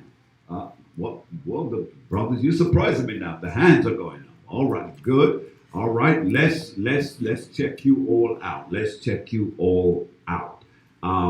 Let's start with the brothers, because I need to know if the brothers are on par here. All right, Johanna, just tell me the verse. That's it. Nothing more. Don't add. Go on. Malachi 2. All right. Yourself. You were gonna say. All right. What Isaiah? What you got? All right, bye-bye. All right, let's have yourself here, Casey. The as it is written about Jacob our love. Come on. Malachi. All right, Sue over there. Very good. So, it is in Malachi. It is in Malachi. You can't get lost from Malachi. Let's read on. Romans chapter 9 and verse 12. It was said unto her, the elder shall serve the younger. As it is written, Jacob have I loved. Read. But Esau have I hated. But who? But Esau have I hated. Go on. What shall we say then? Is there unrighteousness with God? God forbid. Read. For he saith to Moses, I will have mercy on whom I will have mercy. In other words, he could do whatever he wants to do. That's right. You know, people say, well, that's unfair, God. He can do whatever he wants to do. That's what being God is all about. Can't? So, he makes it very clear there. Read that again. Read that part again. Romans chapter 9, verse 15. He saith to Moses, I will have mercy on whom I will have mercy. Go on. And I will have compassion on whom I will have compassion. Will have compassion. Good. All right. From there, let's go back to Genesis chapter 28. Genesis chapter 28. And let's look at what further ingredients this story has for us. Question? Yes, sir. Were you looking for the other half of that where it said that it would have the two nations in the world? Was that? Yeah, that's it. That's in Genesis chapter 25 and 25. Okay. Well, I didn't know if you wanted both or not. No, I've got that. That one's very much seared into my brain. So that one's good. That one's good, Doctor. All right, so Genesis chapter 28, and we're going to begin at verse 13. All right, Genesis 28 and 13. Let's read. The book of Genesis, chapter 28, verse 13. And behold, Yahweh stood above it and said, I am the Lord God of Abraham thy father. So this is important. Why is it important? Because we established from the beginning that this whole thing, remember, we went right back to Genesis and we came all the way through the generations through Genesis. And the whole purpose of doing that was to establish the fact that this people, this God, he's only the God of his people and no one else. So when we read it now, this is what it says. Read it again, sir. Genesis chapter 28, verse 13. And Yahweh, Salaki, and behold, Yahweh stood above it and said, I am the Lord God of Abraham, thy father. He says, I am the God of Abraham, thy father. I am his God. No one else. He could have said the Hittites. He could have said the Amorites. He could have said the Jebusites. He didn't say that. He said, I am the God of Abraham, thy father. That's right. Read. And the God of Isaac. And the God of Isaac. So now we see those two there. Because remember, there are three that we are attached to. It is Abraham, Isaac, and who's the next? Jacob. All right, good. Let's go, sir. Read. The land whereon thou liest, to thee will I give it, and to thy seed. And to thy seed. Is that what it says? And to thy seed. Read on. And thy seed shall be as the dust of the earth. So that means we are going to be so plenteous that in that age, when the Most High will have his feast of Pentecost, his feast of Passover, we are going to be like ants covering a whole desert plain. That's right.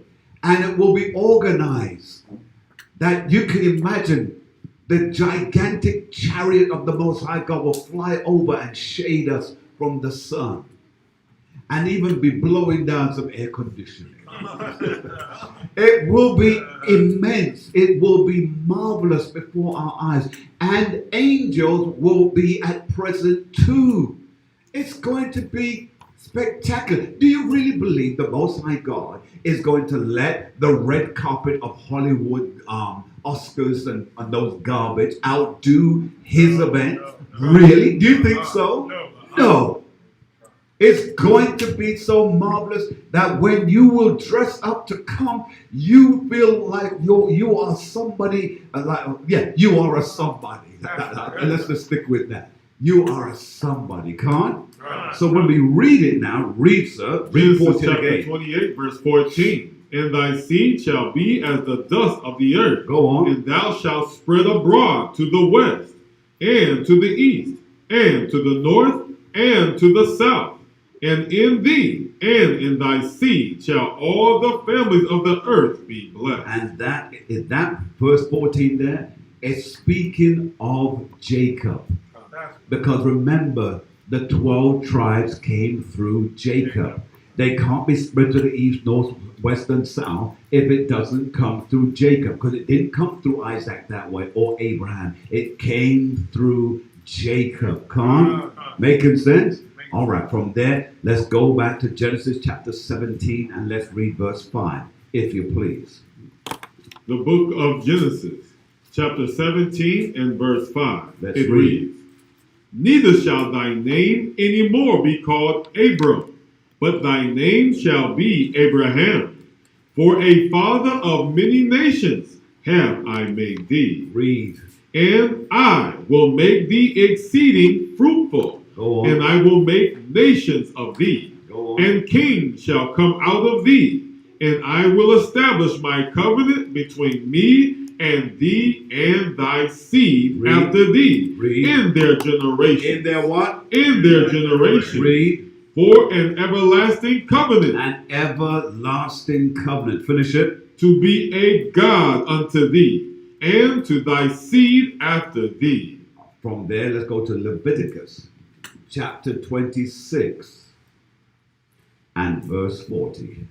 Leviticus chapter 26 and verse 40. Let's go. The book of Leviticus, chapter 26 and verse 40.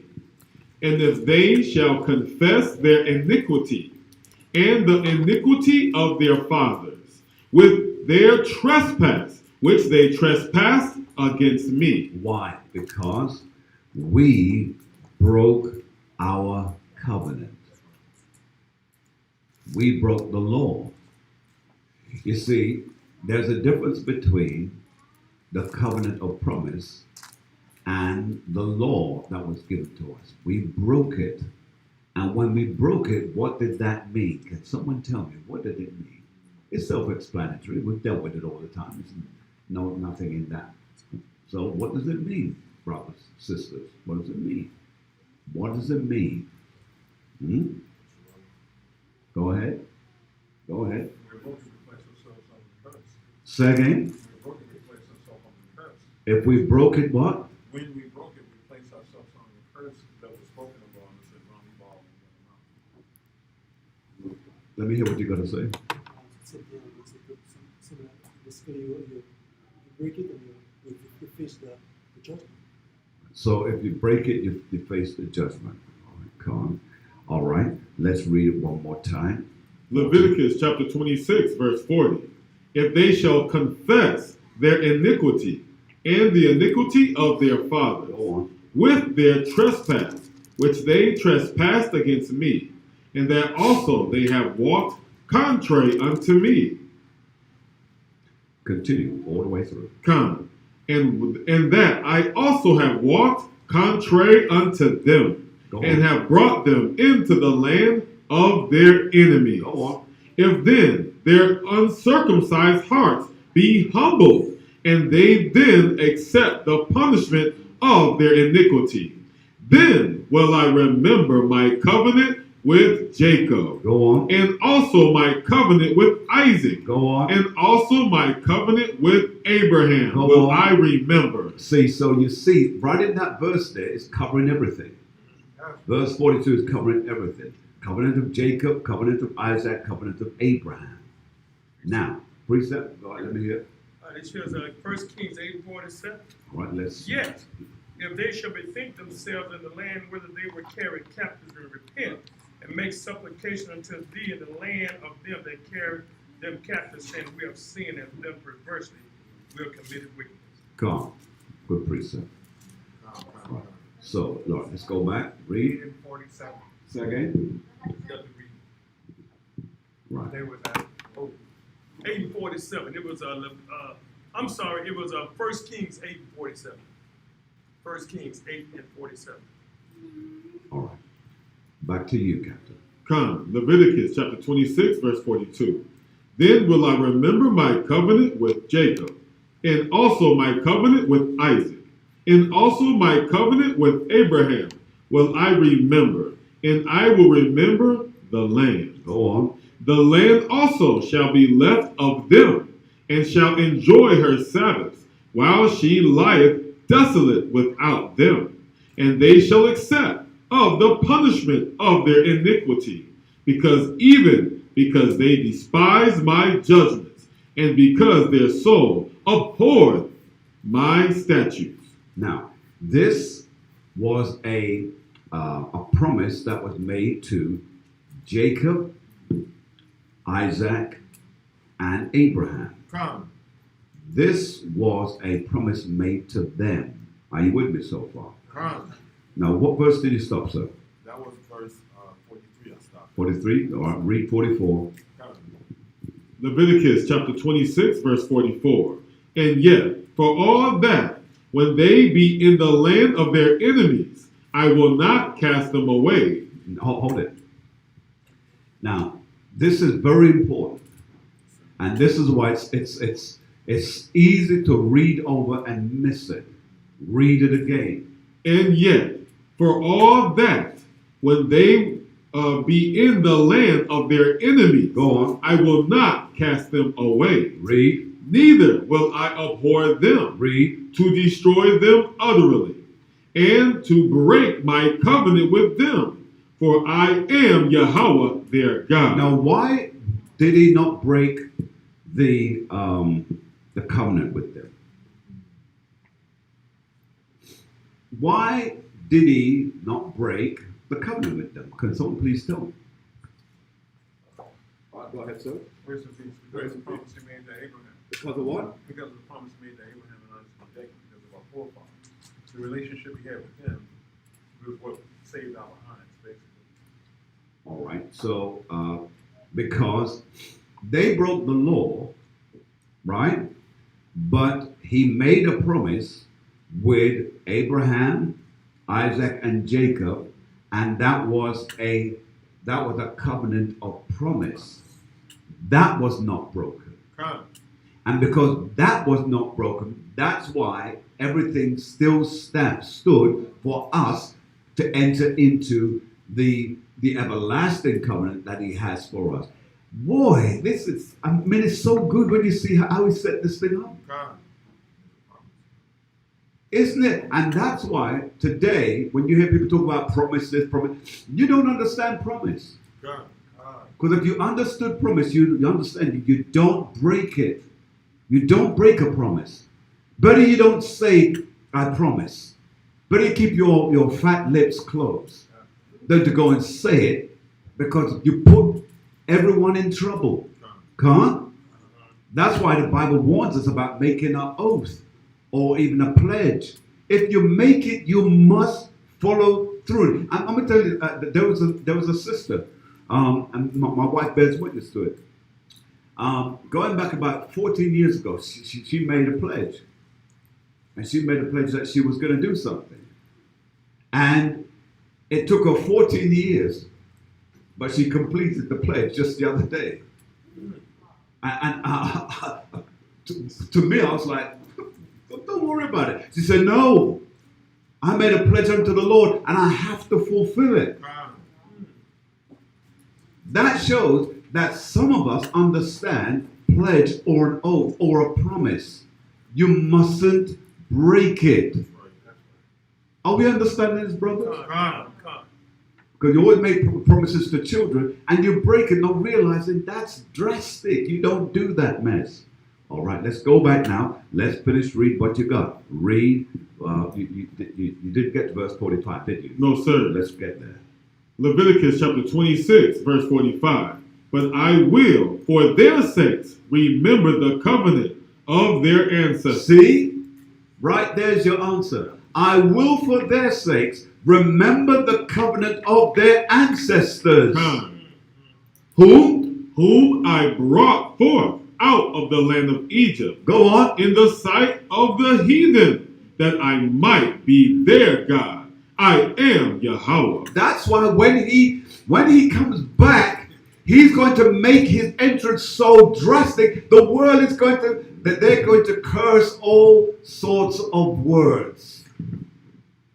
All sorts of slurs are going to come out of their mouth. We did that to his people. That's right. They're going to kill us. That's right. Yes, we are. Mm. Yes, we are. For what you did to us, the Bible says that we will have the pleasure of giving it to you twice as much. Whilst we're out there, just go ahead and read it. Go to Revelations. Let's go there. Let's go there and read it so that we can prove it. Let's prove that. Because people think, oh, it doesn't matter. It matters.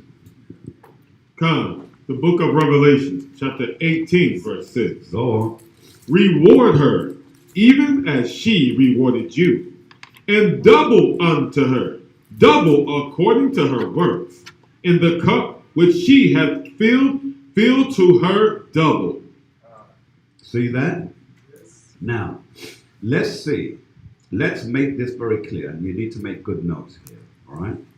I'm going to say this slowly so that you can write it down, so that you can remember it. We broke the covenant. However, there was still a covenant with our ancestors. Abraham, Isaac, and Jacob. And that was by promise. We broke our covenant by way of animal sacrifices, by way of the law. See that? Our covenant was to keep the law of sacrifices. And if you don't believe that, let's go to Psalms chapter 50 and read verse 5. Psalms chapter 50. I'm going to read verse 5. The book of Psalms, chapter 50, verse 5. Gather my saints together unto me, Listen carefully. those that have made a covenant with me by sacrifice. See that?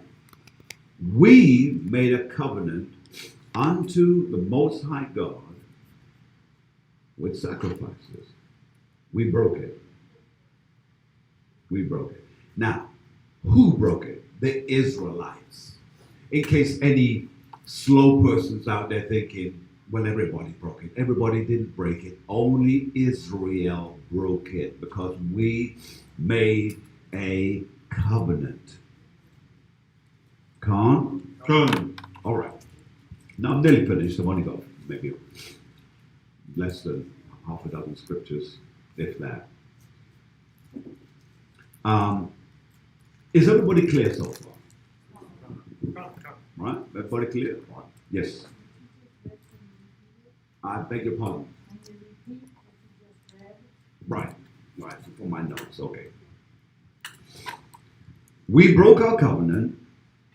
However, there was still a covenant in place with our ancestors. Who is our ancestors? Abraham, Isaac, and Jacob. And we have that by promise. However, we broke our covenant by way of the animal sacrifices, which was a law to us. Our covenant was to keep the law of sacrifice.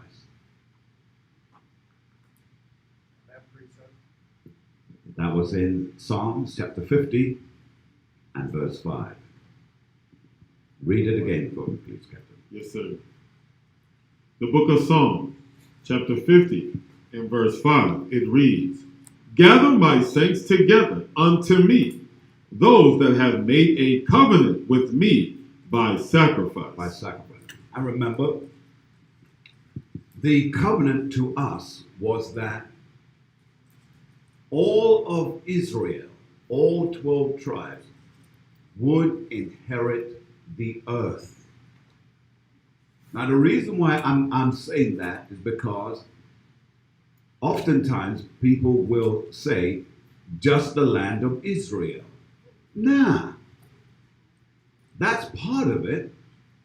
But the 12 tribes are to inherit the whole earth. The whole earth. Why? Our people, our substance, down the road will overtake the land of promise, no problem. So how do we get around this? It has to be the earth. Everywhere. Now, this is where the enemy messed up. Because they forgot the law that was pronounced on Israel, which was, everywhere the soles of your feet are trod, you own it, baby. So that means then, everywhere you took us and dragged us as slaves across the entire earth, you made a mistake by making us walk on that terra firma, because once we walked in it, we own it, and you don't. And so this is why they don't get the scriptures, because if they understood it, they would never have dragged us out of the land. And so that covenant that he has made with Abraham, Isaac, and Jacob was for us to inherit the earth. The earth, not just the land of Israel over there. That's a part of it, but that's not the big part. The big part is the earth. That's why when those Palestinians and those so-called Israelis over there are fighting, all we do is just go, oh. Because that's a nothingness in the bigger scope of things. Can't? All right. Yes, Are sir. we referring to the covenant that's in Exodus 24, 7 and 8? Let's go there and read it. I don't recall it completely. Let's go there and read it. And then Isaiah, you're next because your hand was up. Okay, good. Go ahead. Exodus 24, 7 and 8. Is that right? The book of Exodus, chapter 24, verse 7.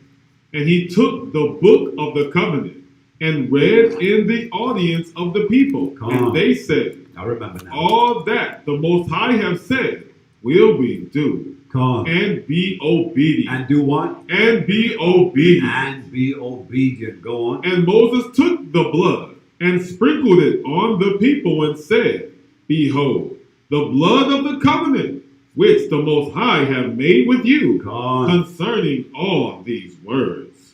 Come. Yeah, remember that. All right. So, Isaiah. Yeah, I was talking in Matthew 5 and 5. Matthew 5 and 5. Let's go. Matthew chapter 5 and 5. Let's read. The book of Matthew, chapter 5 and verse 5. Blessed are the meek, for they shall inherit the earth. Come. Very good. Matthew chapter 5 and 5. Blessed are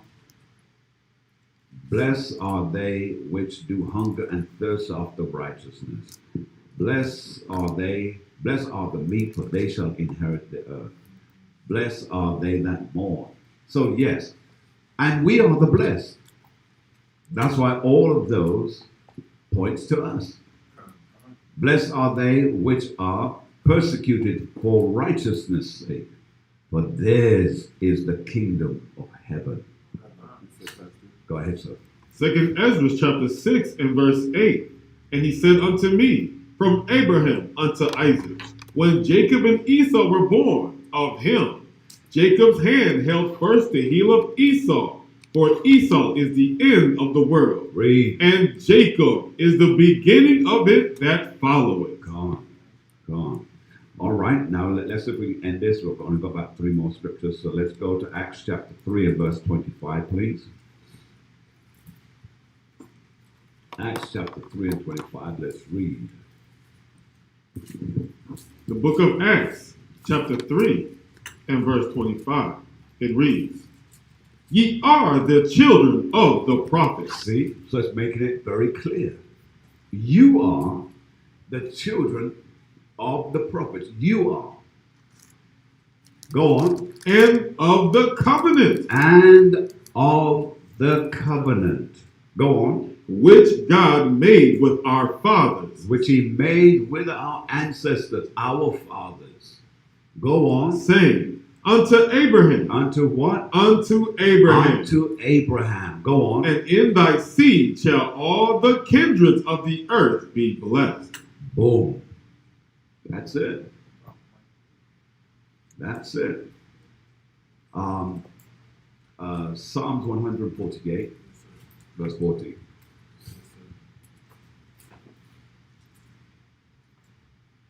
All right. The book of Psalms, chapter 148, verse 14. He also exalted the horn of his people, the praise of all his saints, even of the children of Israel, a people near unto him.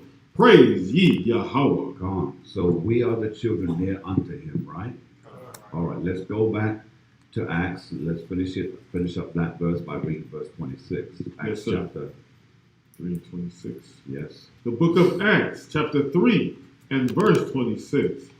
It reads, unto you first, God having raised up his son, Yahushua. What? God raised up his son, Yahushua, Go on. sent him to bless you in turning away every one of you from his iniquity. From your sin. Come. Come on. Let's go to Sirach chapter 44. Sirach chapter 44 and 19. The book of Sirach, chapter 44, verse 19. Abraham was a great father of many people. Read it again. Abraham was a great father of many people. Go on. In glory was there none like unto him, None like unto him. Read. who kept the law. Who did what? Who kept the law Go on. of the Most High, Read. and was in covenant with And was him. what? And was in covenant And was in covenant. Go on. with him. He established the covenant in his flesh. Go on. And when he was proved, he was found faithful. He was found faithful. Now, when it said established covenant in his flesh, what does that mean? By show of hands. All right, so you have two hands over there, one hand over there. All right. All right, Yasharala, let me hear. Okay, so yeah, establish agreement with them. Say that again. Yes, establish an agreement with them. Agreement. No. No. All right. Isaiah, circumcision. So it's circumcision. Let's read it again to make sure everybody understands that. Yes, sir. Sirach, chapter 44, verse 20. Who kept the law of the Most High, and was in covenant with him. He established the covenant in his flesh. In his where? In his flesh. In his flesh. In his flesh. Come. Go on. And when he was proved, he was found faithful. Come on. The precept again is Philippians 3 and 5. Let's read on. Come. Therefore, Sirach chapter 44 and verse 21. Read. Therefore, he assured him by an oath. By what? By an oath. Now remember what I said to you about that word oath. That's very important. Read. That he would bless the nations in his seed, and that he would multiply him as the dust of the earth. As the what? As the dust of the As earth. the dust of the earth. Go on. And exalt his seed. And do what? And exalt his seed as the stars. As what? As the stars. Go on. And cause them to inherit from sea to sea. From sea to sea. Go on. And from the river unto the outmost part of the land. So it shows you, sea to sea means every country is not out of our boundaries. Every country is within our boundaries. Read on. Yes, sir. With Isaac did he establish likewise for all men and the covenant, and made it rest upon the head of Jacob. He acknowledged him in his blessing. Go on. And gave him an heritage, and divided his portions among the 12 tribes. Among who? Among the 12 tribes. Moab, Among the 12 tribes. Ammon, Among the 12 tribes. Elam, Among the 12 the tribes. Amalekites, Among the 12 tribes. among the 12 tribes. Go on. Did he part them? Did he part them? There's no mistaking who this is about. Come Con. and we're done. Any questions from anyone? Any questions online? Yes, there is a question. Question online? Yeah, let me take questions online. Ishmael was blessed by a covenant, but he is not required to abide by any laws. Say that one more time. Ishmael was blessed by a covenant, but he is not required to abide by any laws? Question mark. All right. Covenant. Hold on, I did see. Right. Covenant. Ishmael is blessed by a covenant. All right. Let's see what that covenant is. Can whoever said that, can they give book, chapter, verse? Genesis 17:19. Genesis 17 and 19. Yeah, right there. All right. Let's read that. Let's read that. The book of Genesis, chapter 17 and verse 19, it reads, And God said, Sarah thy wife shall bear thee a son indeed, and thou shalt call his name Isaac. And I will establish my covenant with him for an everlasting covenant, and with his seed after him. All right. So my question is, not my question. Verse 20, I'm sorry. Verse 20. Verse 20. Okay, right. It says, And as for Ishmael, I have heard thee, behold, I have blessed him, and will make him fruitful, and will multiply him exceedingly. 12 princes shall he beget, and I will make him a great nation. Go on. But my covenant will I establish with Isaac. Right. So we see that the word covenant does not reside with Ishmael, Con. only with Isaac. Come on. All right. So any other points? Any other points? Any other questions? No. All right. So I think we've pretty much covered that. Any questions that anybody have? Any questions does anybody have?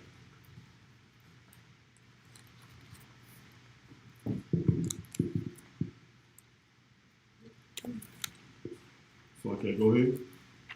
I have a roundabout question. That's fine. I have a roundabout question.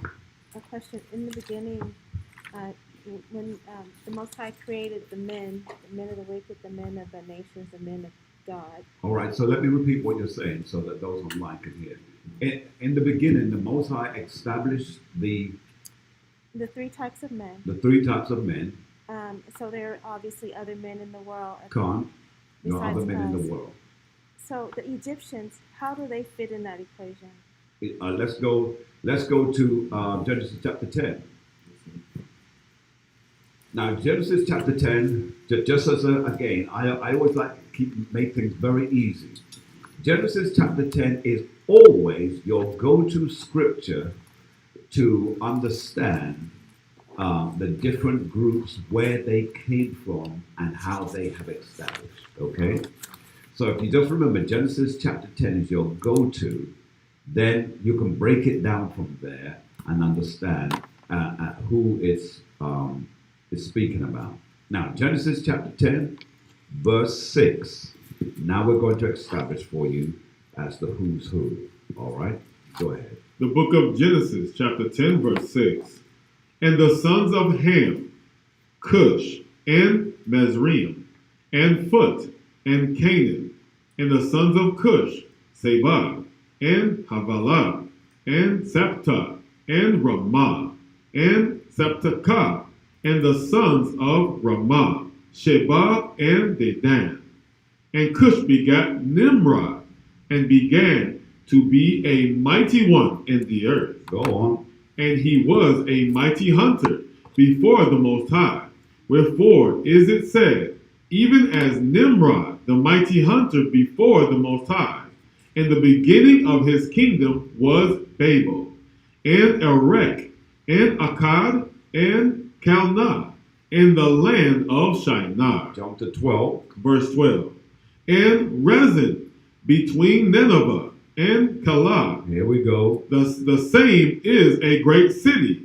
And Mesraim, Mesraim begat Ludim, and Ananim, and Lahabim, and Naphatuhim, and Patharusim, and Calisuim, and out of whom came Philistim. And All right, we stop there. Come.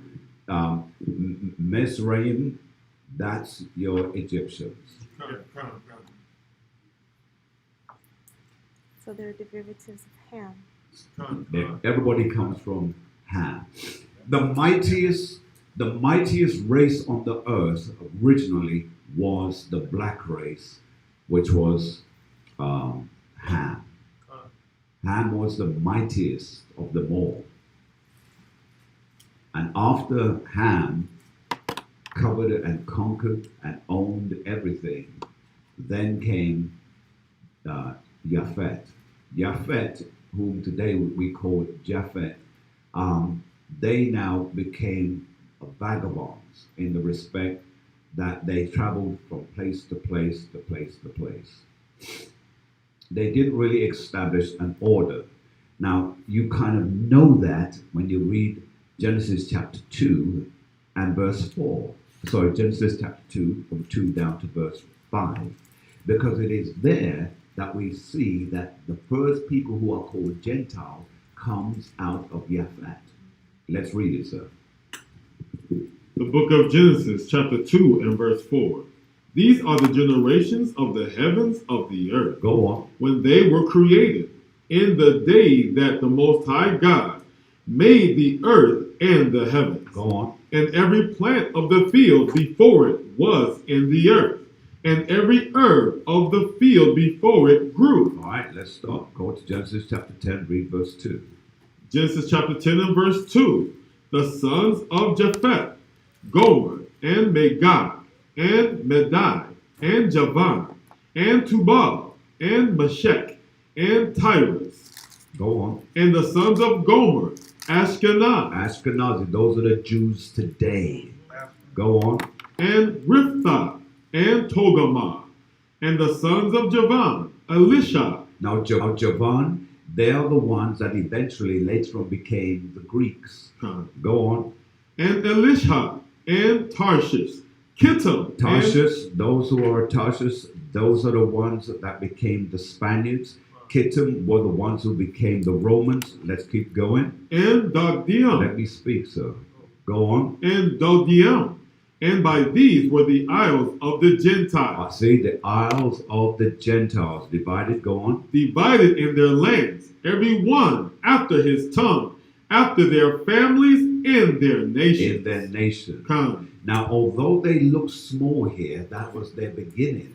come, But they became monsters. They just grew out of control because they did something that the other races didn't do. The other races stuck to themselves. These mixed with everybody else they were going. Because remember, the Ashkenazis, at one point, they were under our look. Let me paint this picture because sometimes I think we don't really fully understand it. When Yahushua came, it was the importance that he came during the Roman era. It was important because he came when the Greeks had now fallen out of power and now the Romans were in, and that was important. Here is what he saw when he came, and you have to imagine this. This is Yahushua looking on the earth, and as he's looking, he's seeing people calling themselves Jews. And he's looking at white men who were Herods, and remember, Herod was a white man, and he was king of the Jews. How would that be? You white, you king of black people, don't make no sense. come.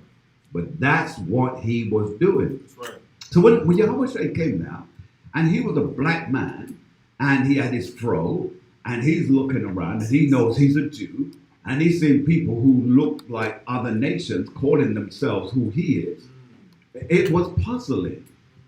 And you'll notice that there are certain times he would combat them in conversations because he had to prove to them that you are not who you say you are. You see? And that was the beauty of Yahushua, and that's why he spent much of his time doing two things: teaching and then going away. Teaching and then going away. Because they were looking for him to kill him. And remember, those who were him, who was in the temples, they did not want him to make all the noise about what was going on and what he saw, because they were afraid that the Romans would come and take away their position and their place. In other words, Al Sharpton wanted to keep that $1 million coming in a year. Jesse Jackson wanted to keep that $1 million coming in a year. Our people were like, well, remember, even Martin Luther King, that everybody, we had a brother here who would swear by him. But even him, Martin Luther King, once he was getting that money, he kept his mouth shut when he should have opened up his trap. And the only person who was talking freely and in the end was snubbed was Malcolm X. And then it was at the end that Martin Luther King realized he made a mistake and said it publicly. I've made an error. That's right. That's right. In fact, yeah, say it, Doctor. Grace Grace and peace, sir. and peace. Before you left, you said, I brought my people into a burning house. I have brought mine into a burning hell. That's right. He recognized that he made an error. The so-called great Martin Luther King. I'm not saying he didn't do good. He did do good. But he had his problems. Because even he liked pork. And I'll leave it at that. All right, any other questions from anyone else? Yes, ma'am. I just want to say, like all manner of pork. Yeah, all manner. Oh, man. All manner. But I wanted to. From the hooter to the toot. Okay, from the roots to the toot. I'm using that based on what we learned pork also represented yesterday. Con, exactly. And that's what I was talking about. Oh. That's the pork I was talking That's about. right. He liked that white meat. Make it plain. All right, go ahead. I wanted to, I had a question about Genesis 5 and 2. Genesis 5 and 2, let's go back to it.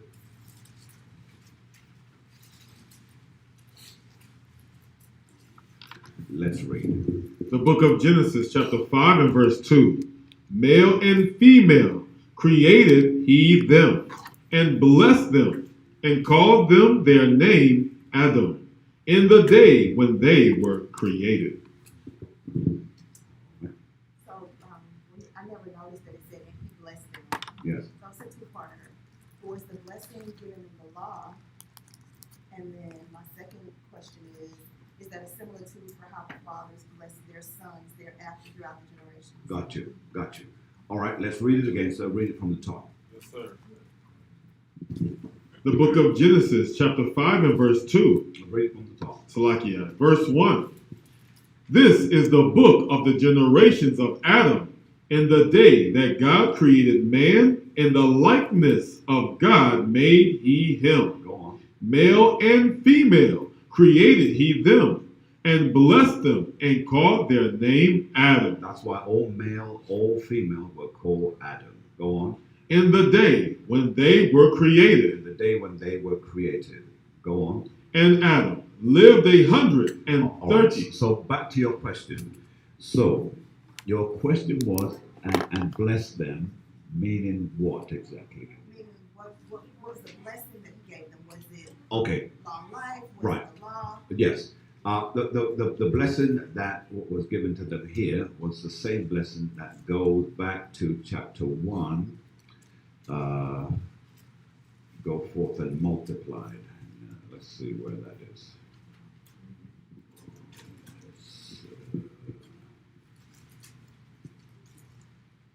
Verse 27.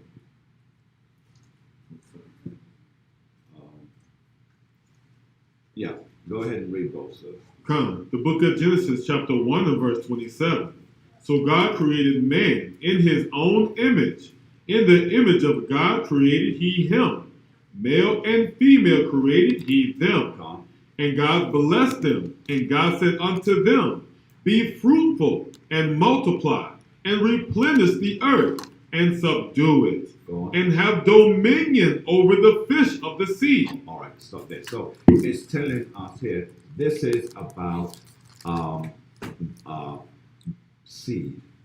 This is about multiplication. So the blessing that we read back in Genesis chapter 5. Genesis chapter 5. Go ahead, sir. Genesis chapter 5 and verse 2. Male and female created he them, and blessed them, and called their name Adam in the day when they were created. So the blessing was to multiply. To multiply. And the reason why I'm using male and female, because when they come together to multiply, there was no barrenness back in those days. Everyone just produced. A woman got pregnant easy, and it was easy for a man to sow seed. And in fact, it's Sirach. It says when you find a good, let me find that real quickly for you. Bear with me just for a quick minute. Let's go to Sirach chapter 26 and verse 19 through verse 21. The book of Sirach, chapter 26 and verse 19. My son, keep the flower of thine age sound, and give not thy strength to strangers. When thou hast gotten a fruitful possession through all the field, sow it with thine own seed, trusting in the goodness of thy stock. You see, in the kingdom, as I said, you're going to be quite surprised. I mean, there's going to be a whole lot of seed. There's going to be a whole lot of that. It will be done right. It will be done according to the law. But it will be done plenteously. You see, the white man has made us to believe that sex is sin. He's also made us to believe that it's ungodly and unsightful. But that's because of their own stuck-up ignorance. Because remember, most of the teaching of sexuality came by way of nuns and monks. What are you going to tell someone about sex when you're abstaining and you are taking a rope and beating your back every night to keep your flesh under subjection? You got no business telling people about that. And then they were calling the so-called blacks in the so-called black continent, they were saying that they breed like rabbits because we were blessed to do that.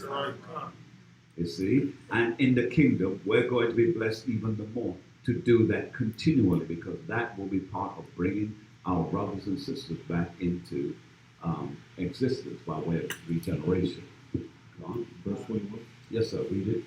Sirach, chapter 26, verse 21. So thy race, which thou livest. Read it again. So that what? So thy race. There's the word race. What race? Israel. Come. Go on. Which thou leavest shall be magnified, having the confidence of their good descent. Good descent. You see? So the things that we were taught that was evil and nasty and all this, and listen, even in the so-called black families, when you're raised as a child, sex is a nasty thing. It's surprising how the thing that was nasty is the very thing that when you grew up, you wanted a whole lot of. Now I'm just being real up in hell. So that's why, again, we've been taught a very reverse understanding of many of the things that occur in the scriptures. You have to procreate. It's part of who we are. And the other nation, the so-called white race hates it because we do it well. And there are three groups of people in the world today who procreate and bring forth seed well. Who are they? Who are they? Go ahead, sir. Grace and peace. I Our people, Asians, Our people, who's the next? Asians, who's the third? Now, hold it. I don't like the word Asia.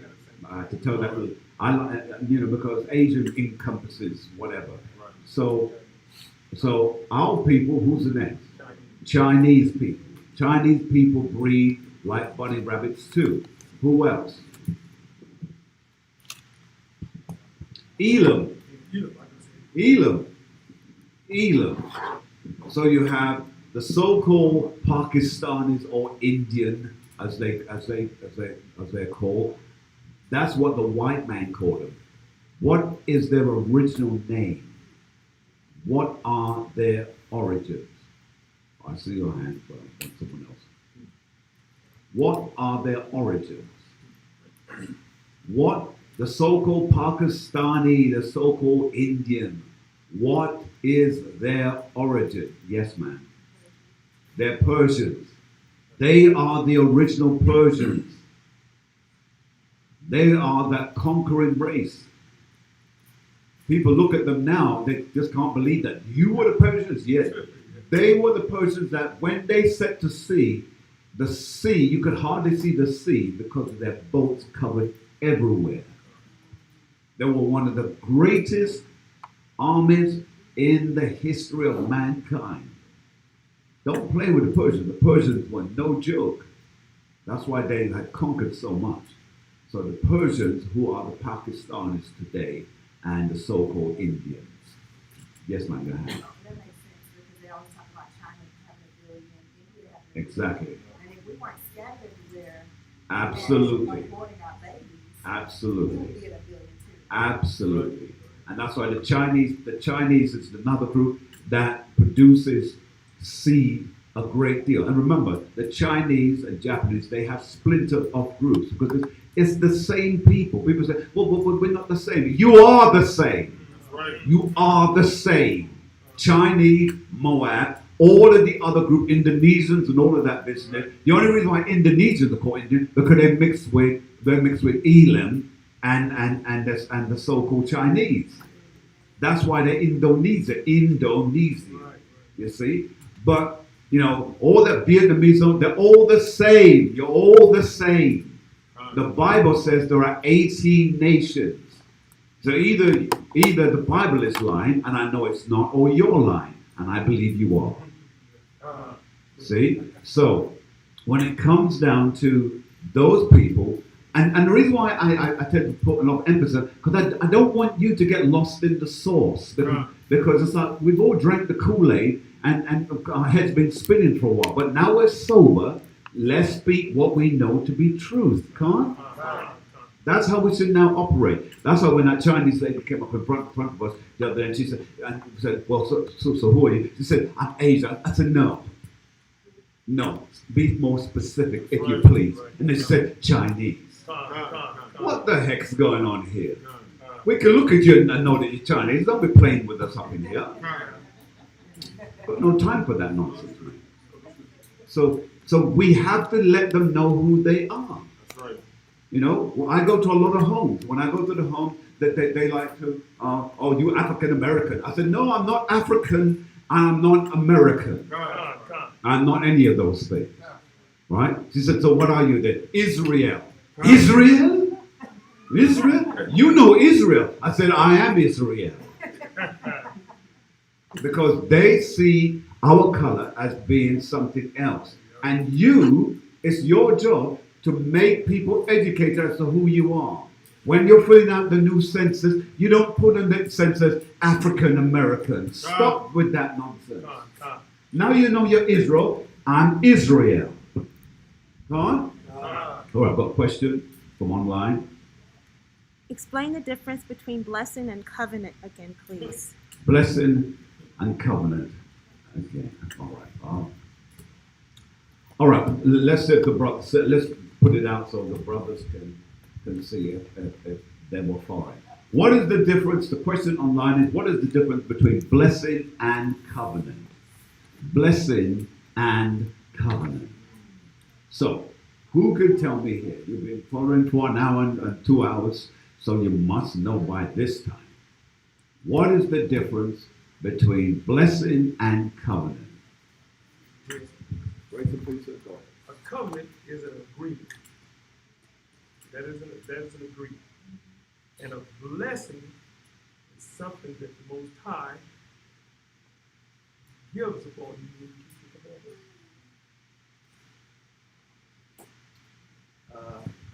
It's a little weak, but I see where you're trying to go.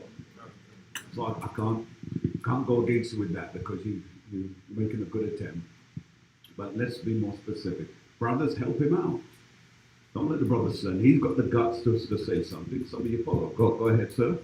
A blessing is when, say for instance, somebody gives you something once or maybe twice. That can be, we will call it a blessing.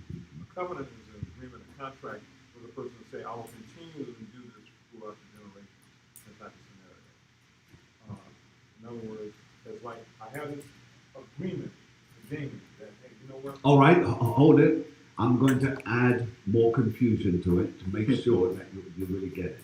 What is the difference then between a blessing, a covenant, and a promise? Okay. Blessing is like a gift, like a one-time gift. Give me scripture then. Brother, you've got Genesis right in front of you where there's all sorts of blessings going on. So begin there.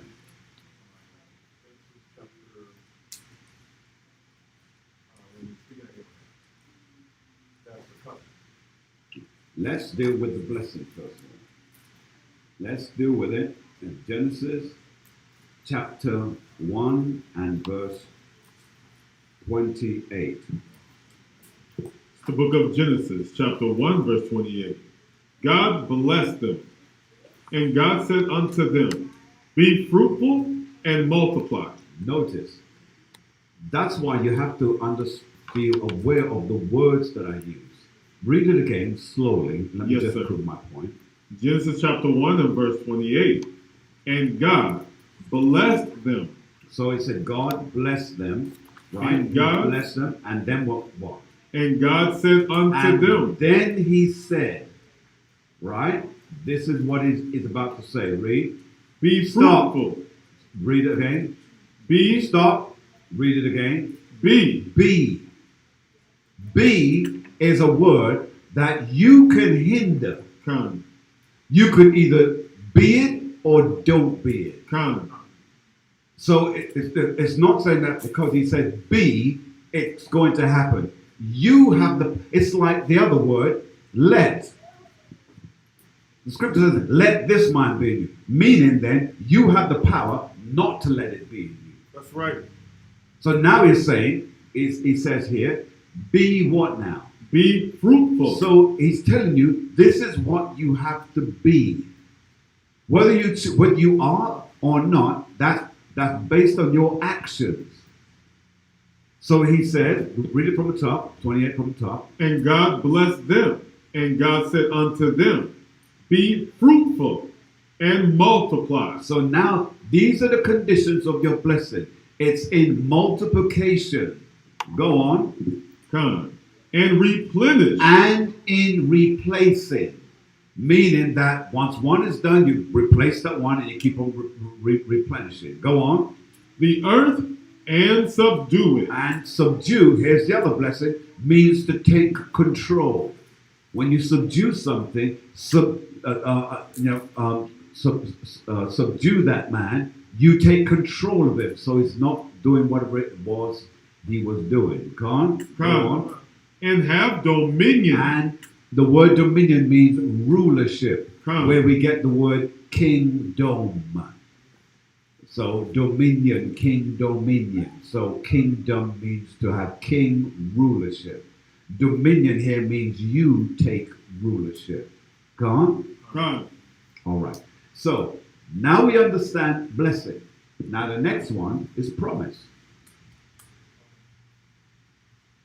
We just went through 2.5 hours of teaching this, so do. So, who can tell me? What is the promise? Before we get to covenant, what is the promise? And the reason why I'm doing it that way is because notice how the scriptures teach it. Blessing, then promise, then covenant. Go on. So, promise. Anyone? Anyone? Anyone, male or female?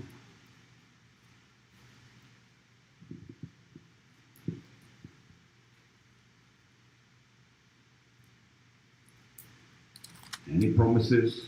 Any promises out there?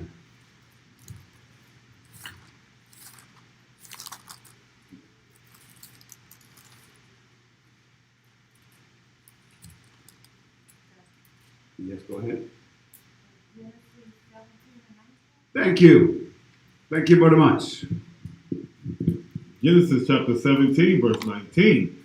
And God said, Sarah thy wife shall bear thee a son indeed, and thou shalt call his name Isaac, and I will establish my covenant with him for an everlasting covenant. And why is that so here? Why is it? Because you see the word covenant. You say, wait, let's talk about covenant. But read it again from the top, sir. Genesis chapter 17, verse 19. And God said, Sarah thy wife shall bear thee a son indeed. Shall bear you a son indeed. Why is that important? Because she was barren. She was barren, yes, but there's a word that I need. Who's raising their hand? Go ahead.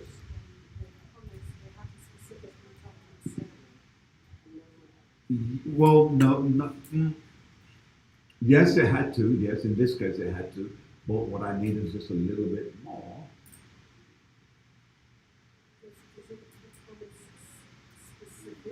Yes, it is. Absolutely. You are absolutely right.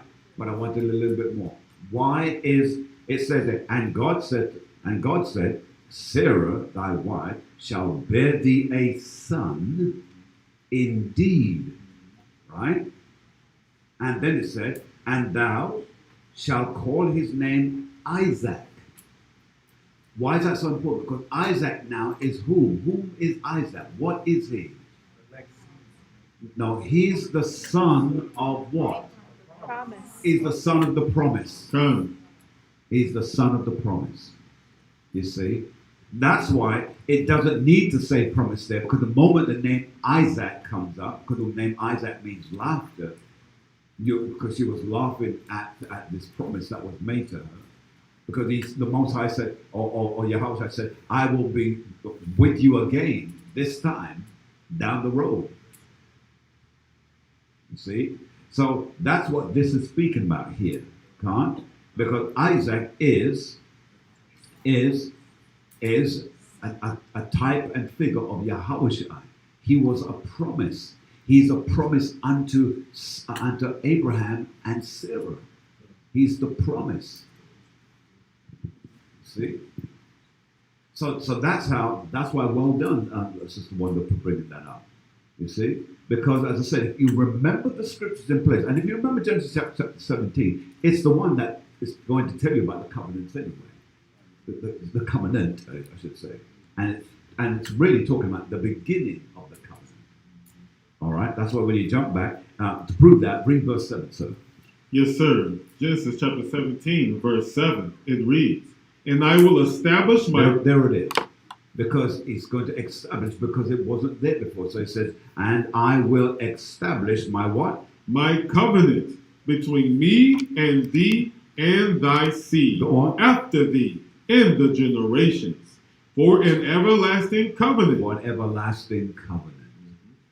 So once it's established, it has to come through the Son, so that the Son is going to produce through everyone else who comes after, which is Jacob, and then all Jacob's progenitors after that. Can't? Any other questions on that? No, Pastor. I'm sorry? No, Pastor. Okay. All right. So is that pretty clear to everyone? I mean, it's not, it's self-explanatory. Well, not self-explanatory, but it should be easily explained because of how it is set out. Huh? Yes. Good, good. Got another one? Lord, you answer. Go ahead. I just wanted just a confirmation. Oh no, When I'm having you can ask as much as you like. when I'm having these conversations and y'all answer my text, I won't be like, oh, or whatever. So blessing, I get that the power of the word be is up to you. Come on. If he tells you to do it, it's up to you to do it. Right, Like Deuteronomy. right. And then promise, if God says he will, it doesn't matter if you don't see it. Absolutely. I will. Absolutely. The promise has not, whether you do or not, because remember, let's prove that even more. Take me to where, I was going to say, but take me to where he had to leave his father, Abraham. Take me to where that is. Take me to where that is. He tells him that he has to leave his father.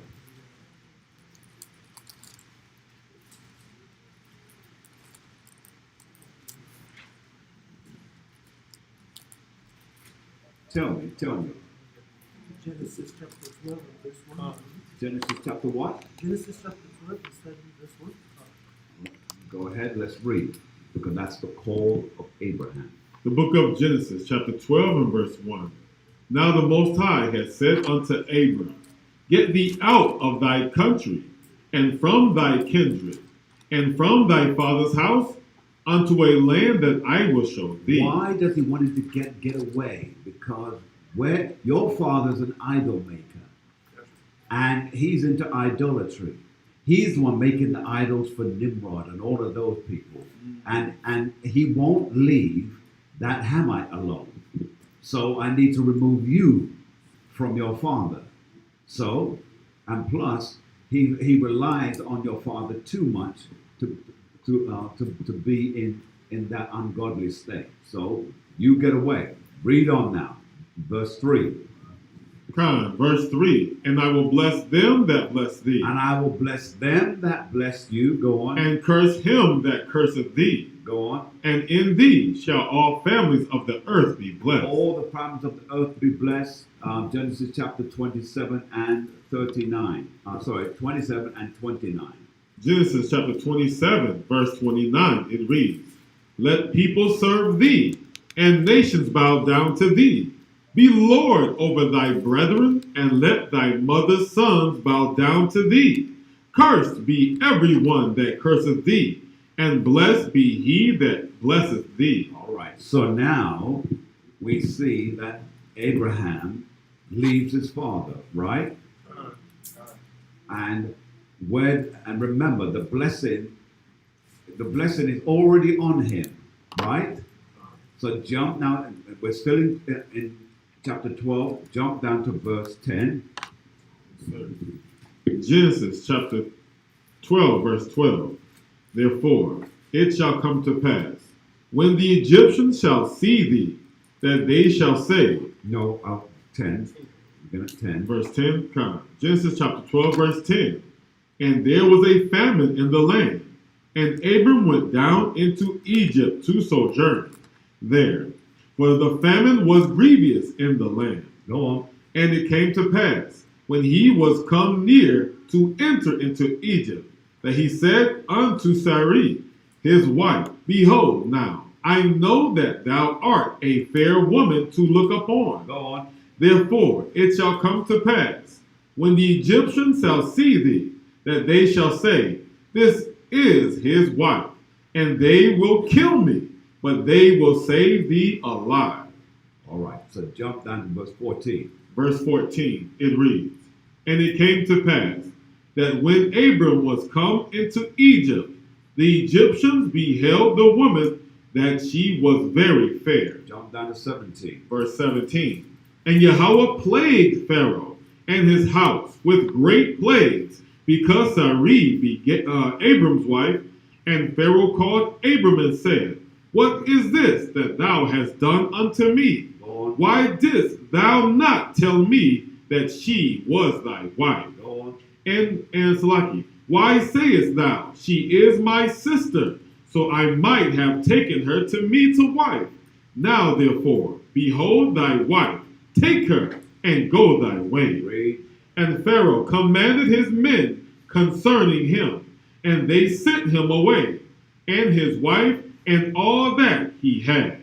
Go on. And Abram went up out of Egypt, he and his wife, and all that he had, and Lot with him into the south. And Abram was very rich in cattle, and silver, and in gold. All right. Now, so back to your question. Run that by me one more time. Just making just a distinction, when you said the difference between blessing and promise and covenant. Right. Just to clarify these that are present in the verses. Right. You pointed out the power of the word be. Right. It's conditional. It's up to you. Or let, or the word let. All that, yes. And the promise, if it comes forth from his mouth and he says, I will, Yes. he will. Right. So now, remember, the promise was never broken. The only thing that was broken was the law with Israel. We understand that. And that's when we went to Romans, in that chapter 9, we started to go through there. All right. Now, before we answer any more questions, is there any more online questions? We need to let our online people go so that they can rest a little bit. So, no question. Well, we hope that you have been blessed by this particular teaching that we had this morning. And we hope that you continue to walk steadfast in the word of the Most High God on this Pentecost. Pentecost for us is a very important time and season. Now, before we dismiss and separate from you, can anyone here tell me what does the word Pentecost mean, so that our online viewers can share that knowledge? Who can tell me what does Pentecost? Or you've been celebrating something, you don't know what it is? What? All right, Sister Sue, let's have you, man. It means what? What did you say before that? You said 50? All right, yes. I thought you said something about that. Did you say something? The count of 50. The count of 50. Oh, the count of 50, or the number of 50. Got you. All right. Yes, it means 50. So, what does that mean to us? Gentlemen, who can tell me, what does that mean to us, 50? Because remember, there's something called numerology. All numbers have a meaning to us. All numbers. Yes? Jubilee. And Jubilee is a celebration. So in the kingdom, when we celebrate Pentecost, it will be jubilant. It will be a wonderful time. And that's why in Christianity they say there's no drinking. Oh, they'll be drinking in Jubilee. Better believe that, they'll be drinking. But remember this as well, that our drinking is done decently and in order, because it's meant to bring joy. For those of you that don't understand, when the first miracle that Yahushua did was at the wedding in Canaan. And the scenario behind it, the spiritual meaning behind it, was that when the wine ran out, it meant that the joy of that wedding was run out. So what did Yahushua have to do? He came now, and his mother asked him, can you do something? She had enough faith to believe that he could. He took water and turned it into wine. What was the purpose of that? To show you that Yahushua, he can bring the joy back into something that it either run out or finish. And when it comes to us as Israel, seems like the joy has run out. But he's coming back again. And he's coming back to bring us joy. So on behalf of Captain and myself and those of us that are here, we want to say, Rokatha Yahweh, Yahweh Ba'Shem HaMashiach Yahushua, Selah.